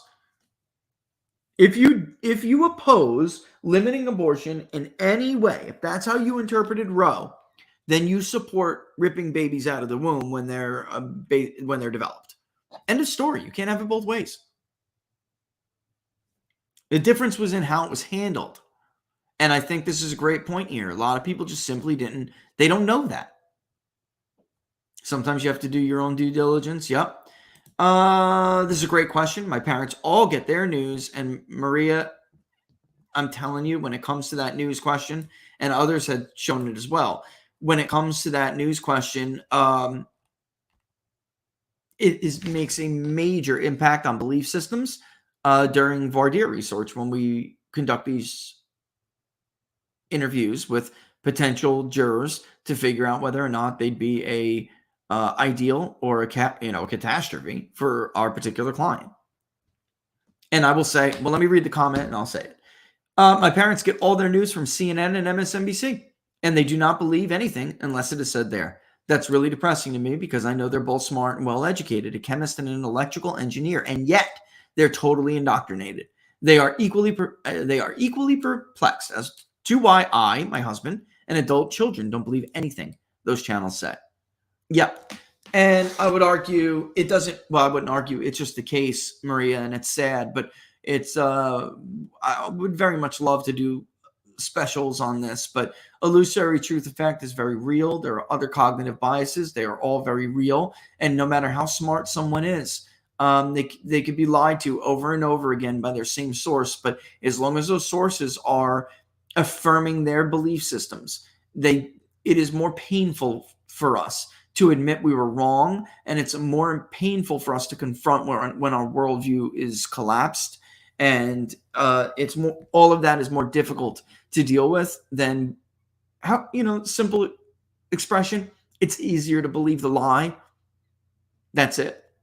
So this phenomenon is very real, and it's gotten worse. The information cartel is a major purveyor of disinformation. They are the single biggest. I mean, there's no other corporate media and other elements of the information cartel are the biggest purveyors of misinformation, single biggest source of dissent, of lack of civility. They're causing this because they've made the hive, and God forbid you can confront your own cognitive dissonance or your own illusory truth effect, whatever. God forbid you try, you're targeted for destruction by the hive. So, and by the way, as Apple is making my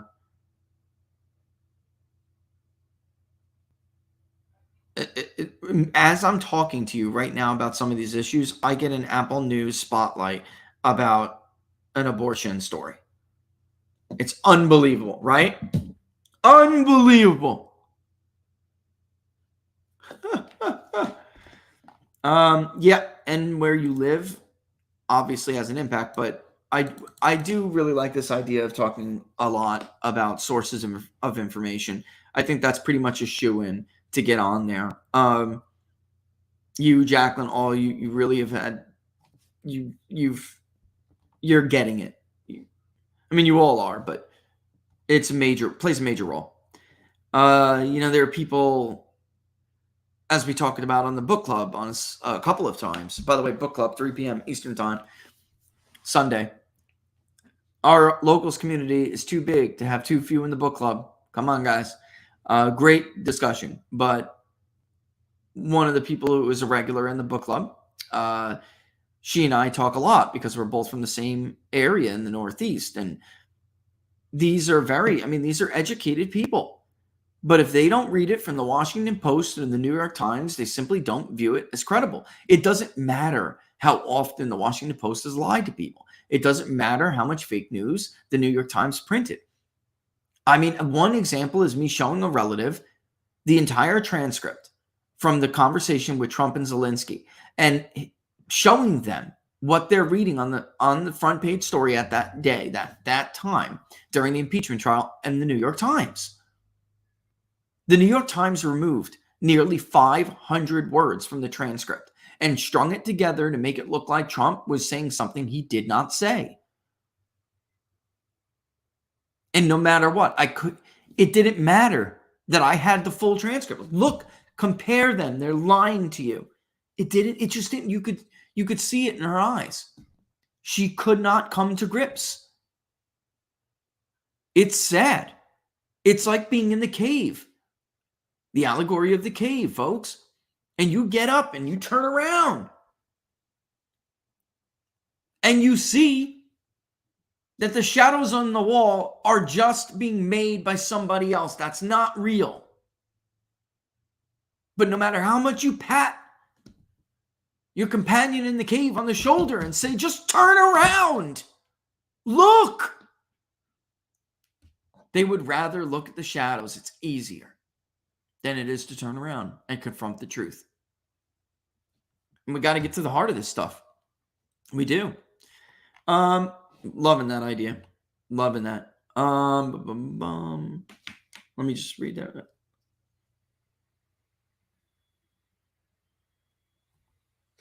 Another great example, as if like that's the only true source of info. That's right. I wonder if something that gets a more fundamental level of the culture wars would be interesting and feasible. What do people mean by culture wars? It seems to me that the mainstream media, and presumably much of the left, view the war, honestly or otherwise, as being driven by conservatives trying to force their views on wider society. Conversely, conservatives view it as being driven by progressives trying, all too successfully, to ram through sudden and drastic changes in the culture. If it's a war, then who do people believe are the aggressors?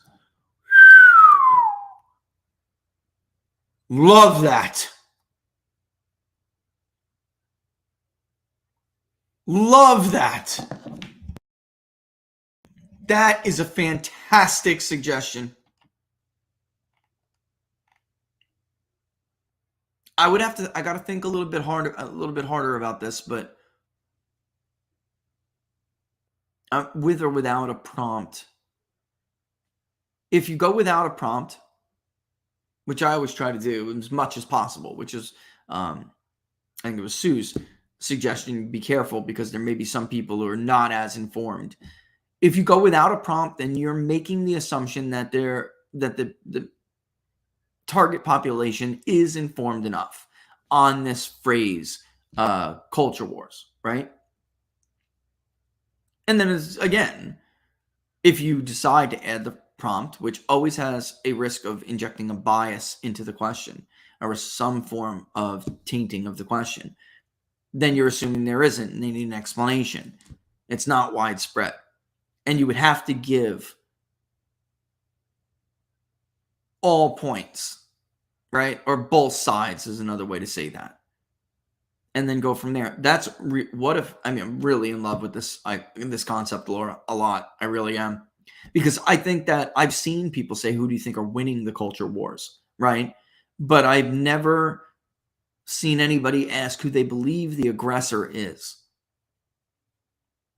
And it would have to be the first question, because the minute we start asking about, do you think Netflix, Disney Plus, whatever, has programming that reflects your values, if we say something like that first, then there are going to be people who say that the left is the aggressor because we've tainted them with that. This would have to be first. And we would have to say, you may or may not be familiar with the term culture wars, right? But one side, for instance, conservatives, view it as being view culture wars as being driven by the left, who are trying to force sudden and drastic changes onto the culture, and view their own views, force their own views onto everyone else in order to create sudden and drastic changes to the culture. And then you'd have to say, on the flip side, the left view as being driven by the others, conservatives, those with more conservative views, trying to force their views onto society. Then who do you believe is the aggressor? Each side, you would say, in the culture wars, each side see the other as the aggressor. Conservatives believe that the left is trying to drive blah, blah, blah, while progressives believe that the right. Who do you believe is the aggressor? That's how it would have to be written. Something along those lines. This way, you don't taint it. You simply lay out both sides. And again, it would have to be first. And then, so after that, you would say something like, do you believe the media and entertainment industry are attacking your values, reflecting your values, right? Or support, or are neutral on your values? Are attacking, supporting, or are neutral on your values? And then whatever else you ask. But that one would have to come first. I love this. This is going in here somehow. It is. That's going in there. It is. How do you agree with the following statement? Sackholm, or however you say it, Sanchom. Excellent. Love that.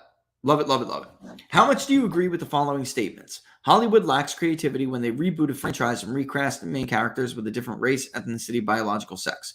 It is morally wrong for Hollywood to recondition, undo the main story and character elements of a well-established franchise during a reboot or a sequel, such as Star Wars or Lord of the Rings, to fit a political agenda. When adapting a written work for film or television show, Hollywood's top priority should be to deliver the vision of the original author, not their own. And then use the Likert scale, Russ. I love this. I love this. And we'd have to pick something that's general, like the first one, something like that. Maybe mixed in. We'd have to make it general. And we could, I guess, give an example. For example, and then do something where they really went woke and retooled something. Just to give them a very clear-cut example. But separating from it's like Russ is getting to what I was saying before. I think both things are going on here, and Frank and I have had this conversation. I think they lack the creativity. I do. I think they're simply not as talented as the people who came before them. And then secondly, I think that they're doing this for a moral reason. And they're pushing a political agenda. I love that you guys get this, though. I love that you guys really are getting what we're trying to do here. And Mitch, I especially like the last question. And this one disagrees. There are a lot of examples of authors not always having the best vision. For instance, Star Wars originally looked at a more like a prequel movie until Richard Chew, Paul Hirsch, and Marcia Lucas rewrote most of it in editing. See how Star Wars was saved in the edit on YouTube. There are also many more examples of this. But I think what they're saying is that's why I think Star Wars maybe is not a great example. Robin Hood is a better example. Ariel, okay, is another good example where they change the concept of it. Do you think college and pro athletes collapsing I'm kidding. Yeah. I definitely want to do more on this. We need to update our tracker see where people are. I don't know if you guys remember this, but we did have a status tracker. And then even for when the boosters came out, how many have you gotten? Have you had a booster every 6 months, or how many boosters have you gotten? Basically, you got the first 2 means you were vaccinated. Remember, there was a 2-shot combo for Pfizer. You had to separate it in 2 weeks increments, I believe. And then the boosters were like 6 months follow-ups. We could update that overall, and then we have quite a bit that we could ask now again. And by the way, keeping the entire section of things that we had asked before about adverse effects, trust and confidence and safety, efficacy. We had all of these. I mean, it's always worth asking about, different governments, but I don't know if that's culturally. I mean, if we were doing a poll in Israel, then that would make sense for what we're talking about here. But this one, we had that. We always found people were opposed, especially when it came to mandates to attend public school. Deeply opposed. Yep, and I'll tell you what, we have a homeschooling. It's not homeschooling in general, but we had basically tell us which one, and let me see if I can find it. Hold on, let me look it up. Let me go to it, but we had a question very similar. Do you have kids that attend public school, private school, both public and private school, homeschooling? What is your... I've been public. I'll go to the I think it was the very first one we did with this. Look at the build. We asked several because we were looking, ultimately laying the framework for asking people about what they had expected to do if this had continued. Okay. This one was about in-person learning. I guess we didn't ask it in the first one. It may be that we asked it later, but it's a good, it's a good, oh, look, there's the UFO question. The questions for UFOs were, which comes closer to your view on UFO sightings? At least some can be attributed to extraterrestrial intelligence visiting the Earth, or all can be explained by human activity on Earth or natural phenomena. And it's A, B, C, unsure. Have you personally ever witnessed anything you believe to be a UFO? Know someone else who sincerely believes they have, or does neither apply to you? Regardless of your views on UFO sightings, do you believe intelligent life forms exist elsewhere in the universe? Yes, no, unsure. Do you believe the U.S. government knows more about UFOs than it claims?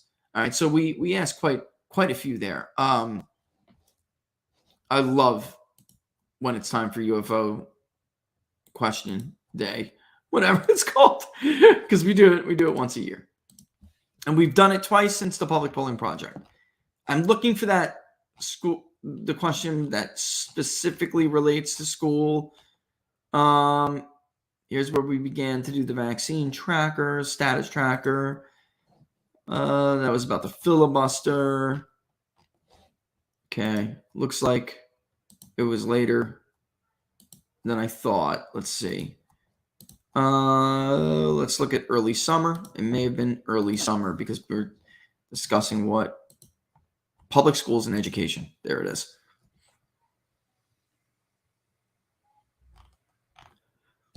Which situation applies to your household? My children are homeschooled. My children attend public school. My children attend private school. My children attend both public and private schools.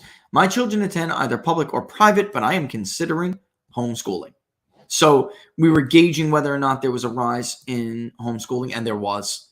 And by the way, there is actually some data on that. We were really close. I think we said it was 11% that could switch, and it ended up being around 12 point something. It was very close, even though our population was only of voters, not adults. So you would have expected there to be a little bit of a difference, but it's a very hot topic in Pennsylvania right now. Yeah, it's a hot topic in a lot of places. The questioning people's opinions about the quality of education. I think some other questions also. I'd also add traditional homeschooling to the mix, and we did that. But we haven't done it past. We haven't done it post-pandemic. And Laura, we did. When it came to the mandates, that's actually how we started to ask that question later. Would you, if your child was required to get it in order to attend public school or private school, would you homeschool your child? We did that. But we haven't done it post-pandemic craziness, like you said. Yeah. Any question around why this trans movement is in our face 24/7 and how people feel about it? The RuPaul game show, rainbow flags everywhere, even police vehicles in major cities, gender affirming everything on minors. Kathy, we are definitely going to. That's a good one. We're trying. Would you show modern Disney movies to your children? Yeah, I think that could be a good kind of follow up if we were doing a more in depth one. But some way of polling if we get outraged easily or too quick to judge the petty things that cause people to lose their jobs these days astounds me. Yeah. I see I smell what you're cooking. I'd have to think a little bit more about that, though.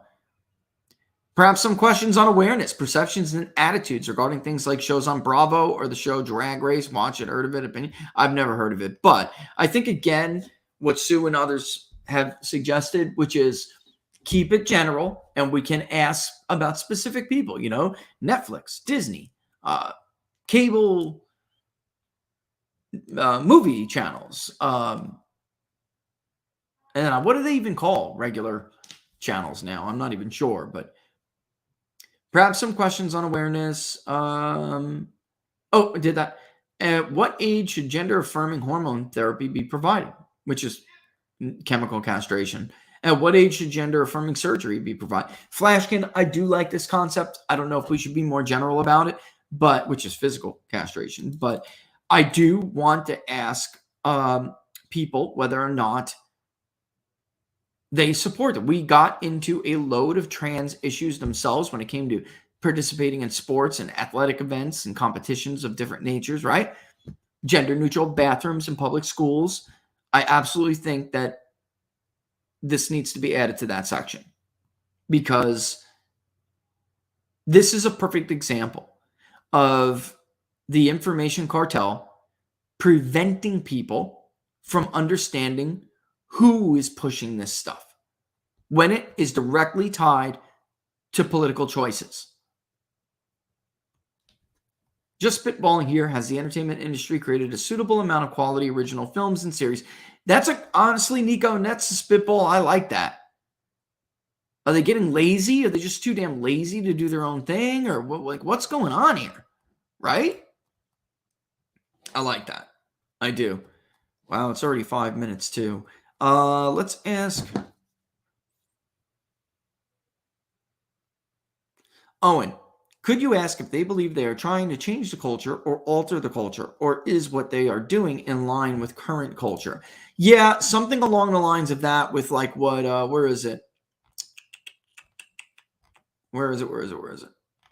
Yeah, like what you and Nancy and Sue, I'm smelling what you're cooking. And I think we can come to a consensus about how to ask this. But that, I think, is absolutely necessary.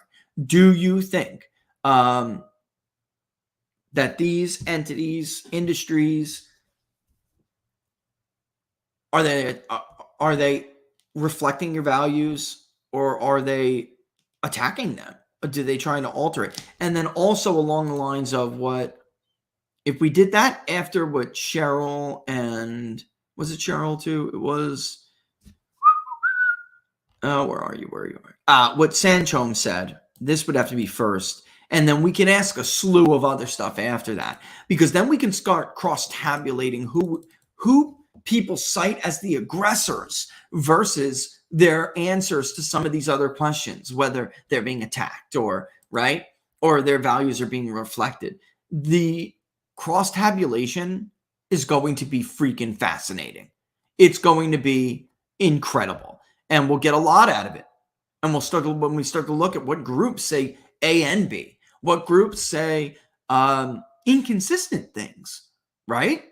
So if you are on the left and you choose that the aggressor in the culture war is the conservatives trying to force their views on me, but then you also say that media and entertainment are attacking your values, then we're going to see very clear confusion in society.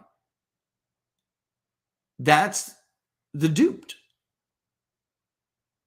They are the number one target and pride and joy of the information cartel, because what they're saying really doesn't make sense with reality, but you can understand how they're saying it because of the reality that has been fabricated by these people. By the way, Tim Pool's music video, I don't know how I just saw it now. It was released in November. I just saw it yesterday. Exactly what we're talking about. Good job, Tim. That is a cool song.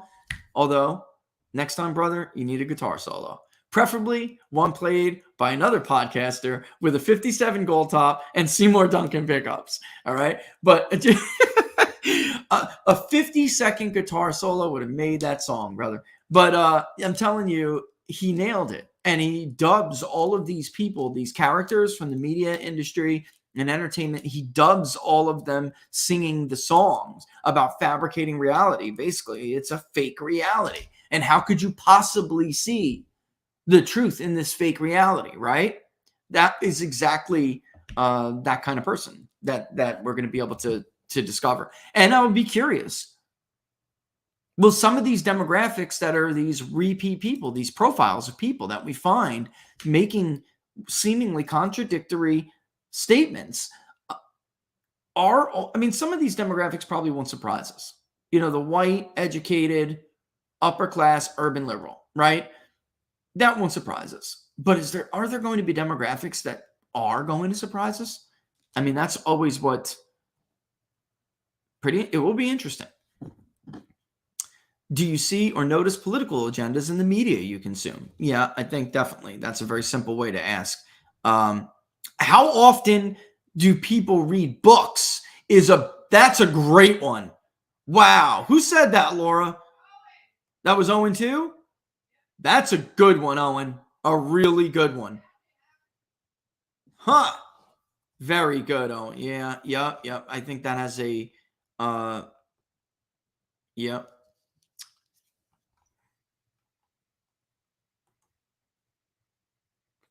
Uh-oh. I didn't know that about the Baldwin story. She knew the Clintons? Really? Her husband was suing the Clinton Foundation. What, for like fraud? Soliciting like for donations in a fraudulent manner or something? Like, what was she suing him for? Oh, I see. The director, her husband is a lawyer whose law firm was suing the Clinton Foundation. Okay, I see it, Laura. Oh, that's interesting. WC. My freewheeling Friday question is, do you think we will see a DeSantis-Haley alliance in the primary similar to the Cruz-Fiorina alliance from 2016? I feel like the two are in it together, and Haley is the obvious VP pick for DeSantis, where he has to be victorious in the primary. Yeah, problem is Trump. Problem for him is some of the recent polling. Another reason why I want to get in the field, because that's basically the only political thing we're going to ask is about the nomination polling. We need a baseline. Again, the Republican primary is non-college educated a lot more than many of these polls are reflecting. The Morning Consult panel is a very educated panel. It's a high participation panel. So the fact that Trump is widening his lead again and hitting places like South Carolina, South Carolina, I've seen a lot of commentary on this. It's wrong. The electorate in South Carolina is not like Iowa. It is not, even though it's South Carolina, it is not traditionally uber conservative. It's not. There is a big chunk of evangelical vote, but it is more moderate. It is closer in its percentage of moderate Republicans to New Hampshire than it is in Iowa. And I think that's the problem somebody may have against Trump, unless Trump blows himself up. That's the problem they're going to have, is that Iowa now, I'm not sure it's going to play that role like it played in 2016, where Cruz was able to beat out Trump. You need an organization. You need precinct captains. You need ground game. Caucuses are not primaries. They're different. Cruz played a nice little dirty trick, basically told everybody Carson was getting out of the game. Karl Rove knew all about it. It worked, to keep Trump from defeating him. But then by the time they pivoted to the more moderate electorate, the working class moderate electorate in New Hampshire, they couldn't stop him. And then South Carolina, he won every single county. Every single county, took all 50 delegates. So, and somebody would have to stop Trump in South Carolina, and I'm not sure Haley can do it. I just am not sure. Not even in an alliance. I really don't think so. Horry County is just too, Myrtle area, it's so loyal to Trump. People who are around there know what I'm talking about. That's how Fry was able to crush the primary and then ultimately go on to easily win. I mean, they were super loyal to Trump while they took out the moderate, non-Trump candidate. It's going to be difficult unless he blows himself up, like I said. And it's not that Crowder makes money on YouTube. I'm sorry, I'm just getting to some of these things now. But if you look at the Daily Wire, what they're trying to do is not monetizing YouTube is not the point. He is owned by YouTube. Cernovich is right by that. His business model is predicated on YouTube. That is where he started, and he built his base of supporters. So for the Daily Wire, they're trying to convert his audience from YouTube into Daily Wire subscribers. So it doesn't matter whether he's been demonetized from YouTube or not. That's not the point. The Daily Wire is still looking at his YouTube audience as the value that he brings to the table. He was demonetized because of the gay reporter guy. I didn't know that. I don't even know what that is. Ooh, this is a good one. I like this from Blondie. Here's a poll on cultural values. Are you a member of a club that benefits your community? Rotary, Lions Club, Knights of Columbus. These are dying organizations that used to be the backbone of our communities. No one under 40 is interested in joining. Fewer local businesses after Walmart, hollowed out small towns, and we are more isolated in small town rural America. This is a cultural shift in my lifetime. I really like that. I wonder if there's more that we could add to that. And also, how involved are you in your community? Things like that. Because I got to tell you, things Laura and I do, you see the same faces. Right, Laura?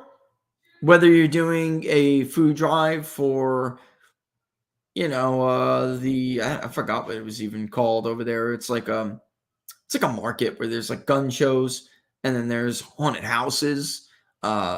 There's fire department events. They have like different, I forgot, what do they call that place, Laura? Not the name of it, but what is it called? It's not a marketplace. Anyway, all these events that we see over there, the Halloween thing was, what's the slogan? Scaring away hunger.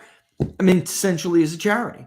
And then you can go to another event that's being held at the same place. You will see the same faces there. So it's without a doubt. I see what you're talking about. I do. And I haven't been there and done it in a while, but before we left Florida,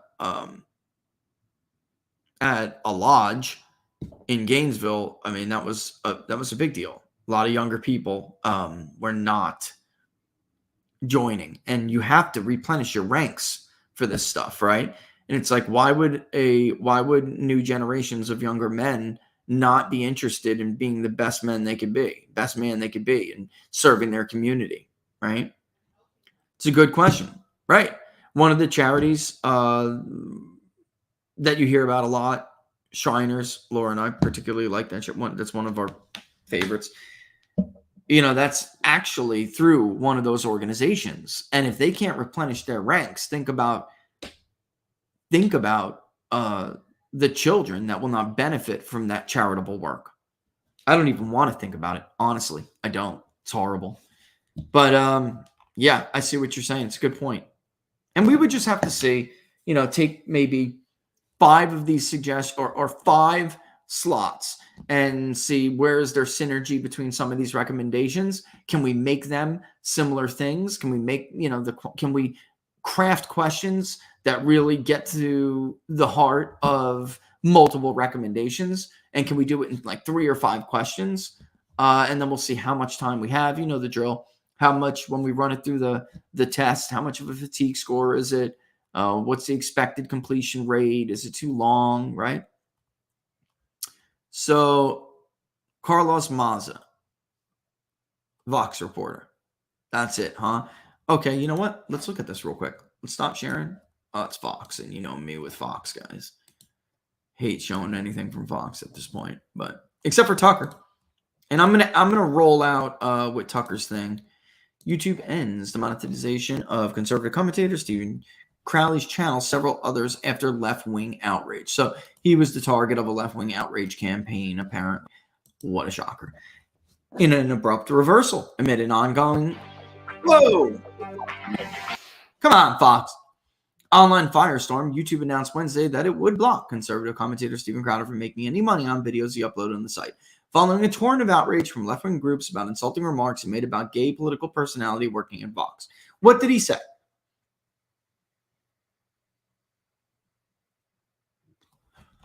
Where is it? I see what YouTube said, but see, I'm trying to find what he actually did.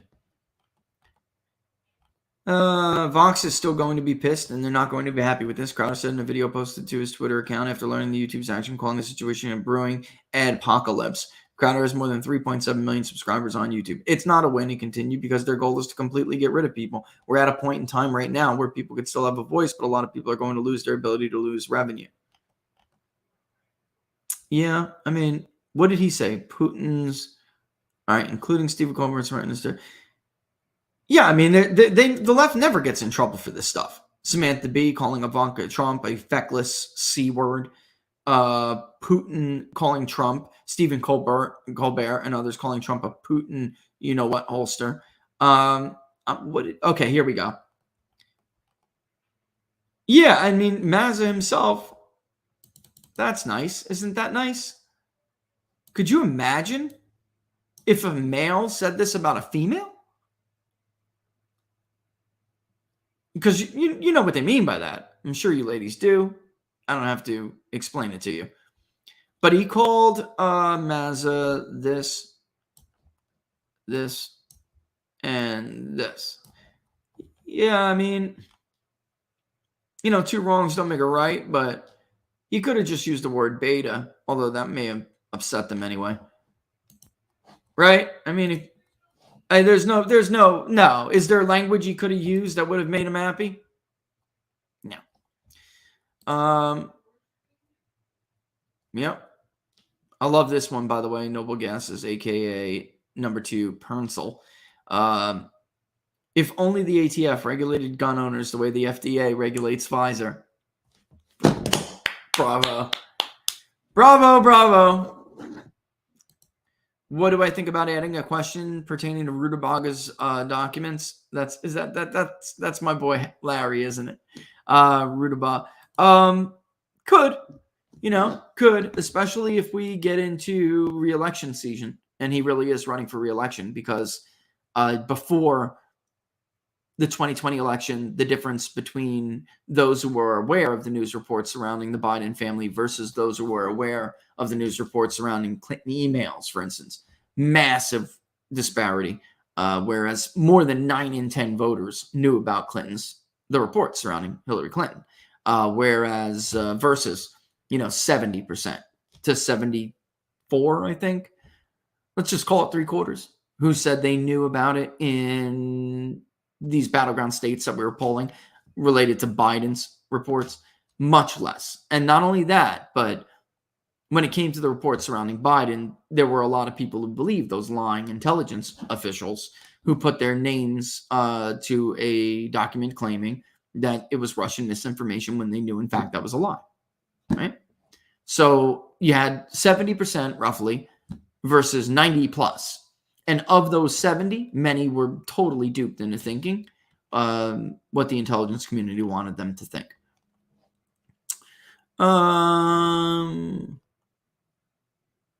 Yeah, and this is Pat 360. I agree with your point on the Crowder versus Daily Wire thing. The point is that Daily Wire content is obviously compromised, which a lot of people already knew, but here's the proof. Right.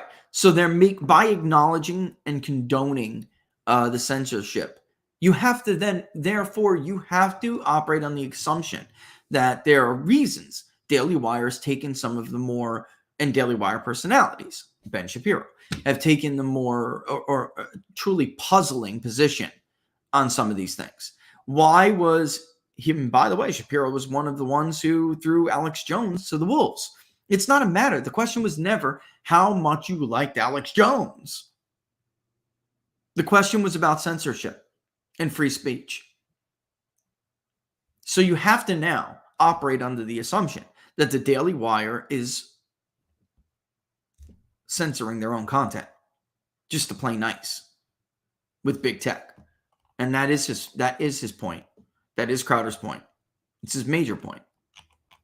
So while I do understand those who are countering, like Cernovich saying, well, he's already owned by YouTube. He built because that's where he chose to build this. That's also true. But he, in fairness to Crowder, he did that before YouTube went on this mission, right?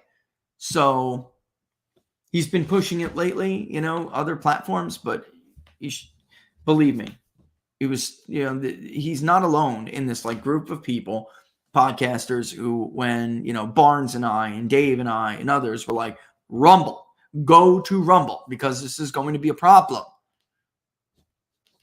I'm glad, better late than never to the party, better late than never, but they help YouTube.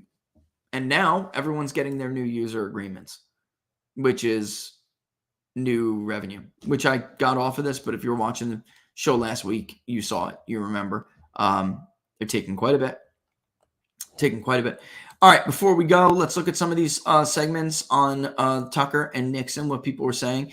I don't know how long we could do this for. Here's a 3-minute one. Let's take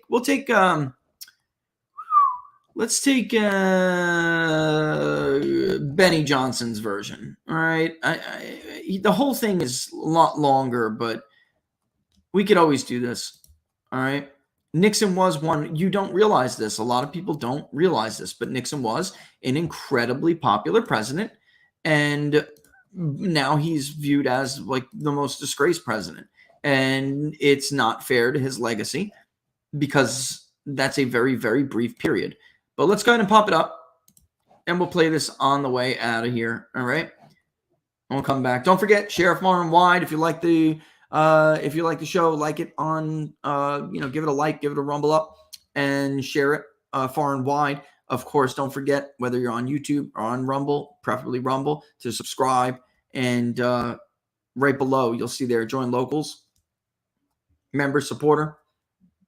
I'll leave that up to you. Let's listen to Tucker. So if you really want to understand how the American government actually works at the highest levels, and if you want to know why they don't teach history anymore, one thing you should know is that the most popular president in American history was Richard Nixon. Richard Nixon. Yet somehow, without a single vote being cast by a single American voter, Richard Nixon was kicked out of office and replaced by the only unelected president in American history. So we went from the most popular president to a president nobody voted for. Wait a minute, you may ask. Why didn't I know that? Wasn't Richard Nixon a criminal? Wasn't he despised by all decent people? No, he wasn't.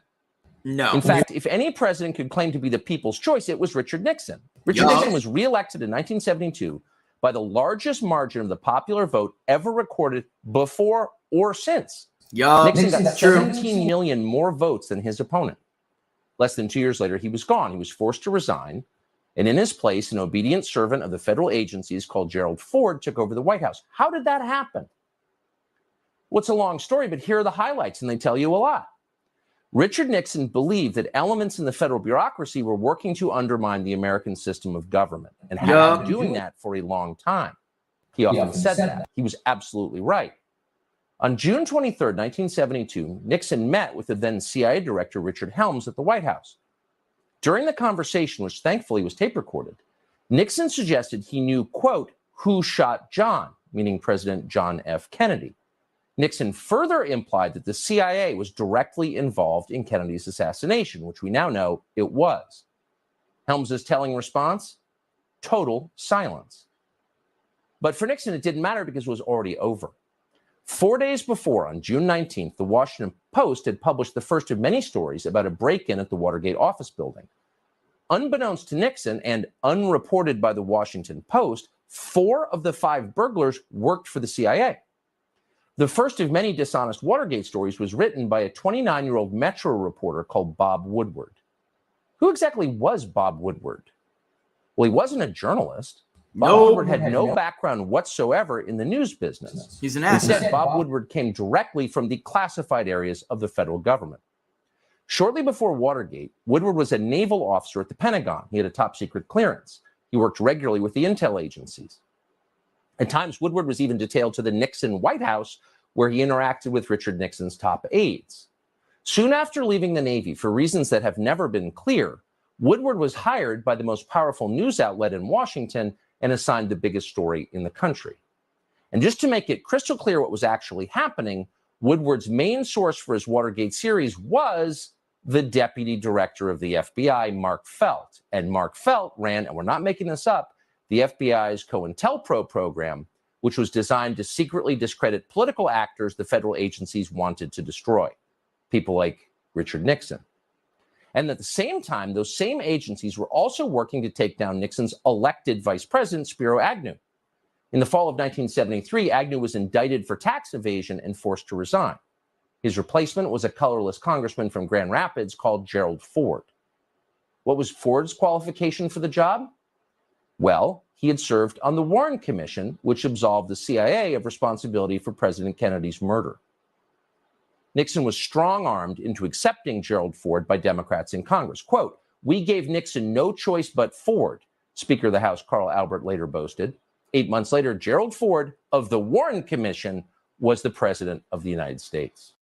And then he loses to their own guy, Jimmy Carter. I mean, you cannot make this stuff up. You cannot make this stuff up. See how that works? So those are the facts, not speculation. All of that actually happened. None of it's secret. Most of it actually is on Wikipedia. But no mainstream news organization has ever told that story. It's so obvious, yet it's intentionally ignored. And as a result, permanent Washington remains in charge of our political system. We can end that there. But yeah, it's out there. That I'm glad we took the second to go over that. Very, very interesting stuff.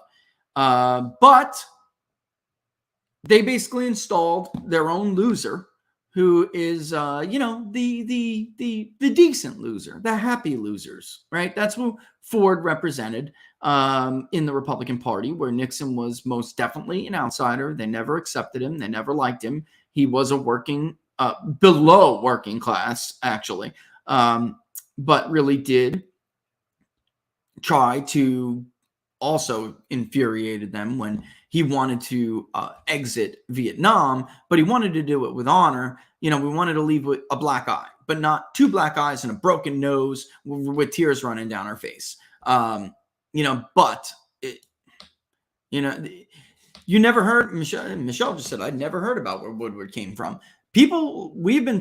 There have been those of us, Barnes and I and others, who have been trying to explain for a long time that Woodward may have been the beginning of, not the beginning of, because going back as far as Harry Truman. Harry Truman worried about the CIA's role in the media, even though he opened the floodgates to these people. But later on in life, regretted a lot of it and thought that they would interfere with media and with policy, and that we would lose control of them. And in fact, we did. But it's like you would see an article by Truman in the New York Times 1 minute, and then the next minute, on the next page, them being, heralded for some great victory or being so needed. So you have these major newspapers, that were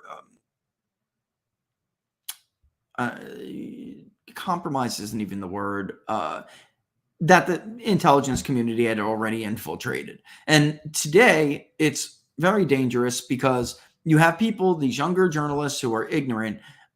They're basically lionizing and even idolizing people like Woodward in the prior generation.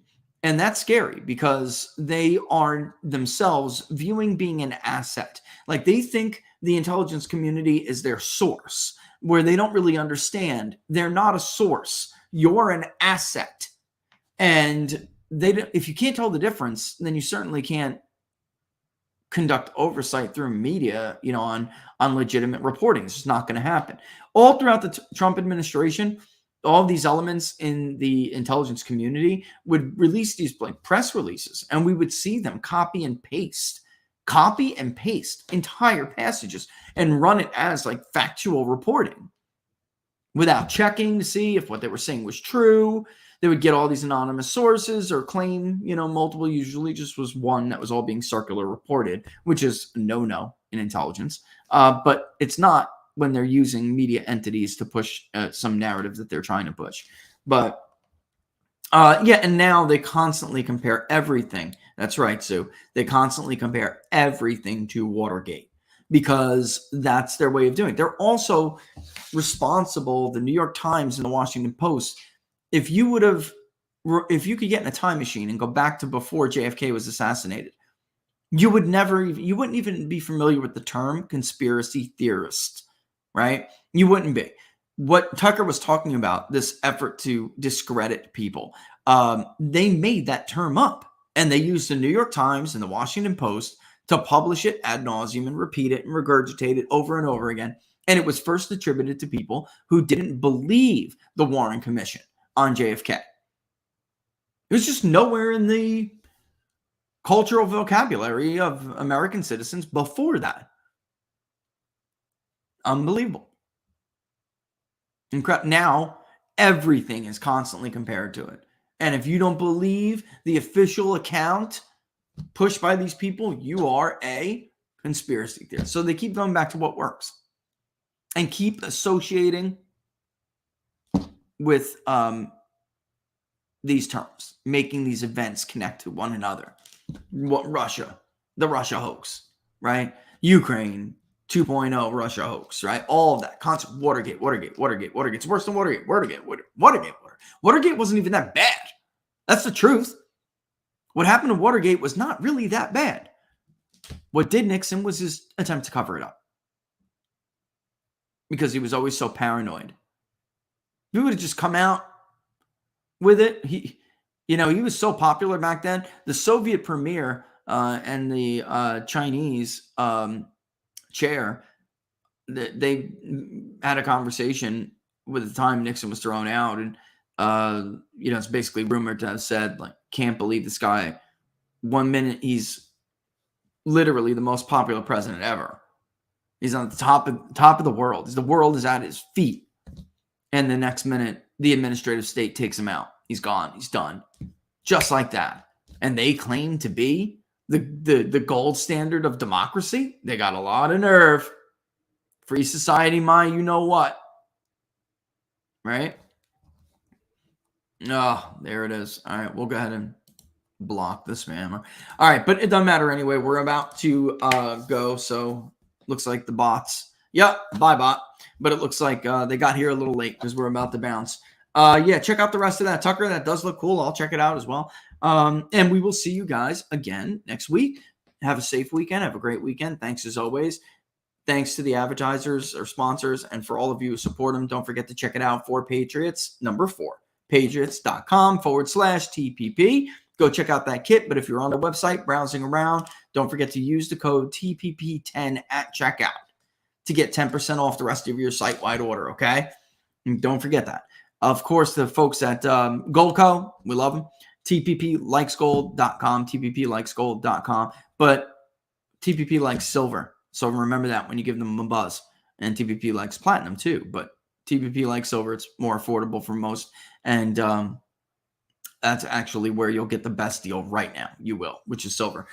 And of course, the people at Brickhouse Nutrition, which I'm going to do right now myself. I'm going with Laura, say it's time to take our greens. One scoop, one little scoop. We're done for the rest of the day. You could go to fieldofgreens.com, which will bring you to Brickhouse, but fieldofgreens.com and use the promo code TPP to get you started with 15% off. Thanks to all of them. Thanks to all of you for supporting them. And we will be back. Book Club, 3 p.m. Eastern Standard Time. We're now done with Chapter 4, and we'll be moving into Chapter 5. All right. So right? I believe so. And you don't need a camera. You Sorry don't need about that. you don't need a camera and you don't need a copy of the book. We're going to read it aloud anyway. So if you have some time on Sunday, check it out. All right. And we will see you guys then. All the best, folks. Thanks for watching as always. Inside the Numbers. Deuces.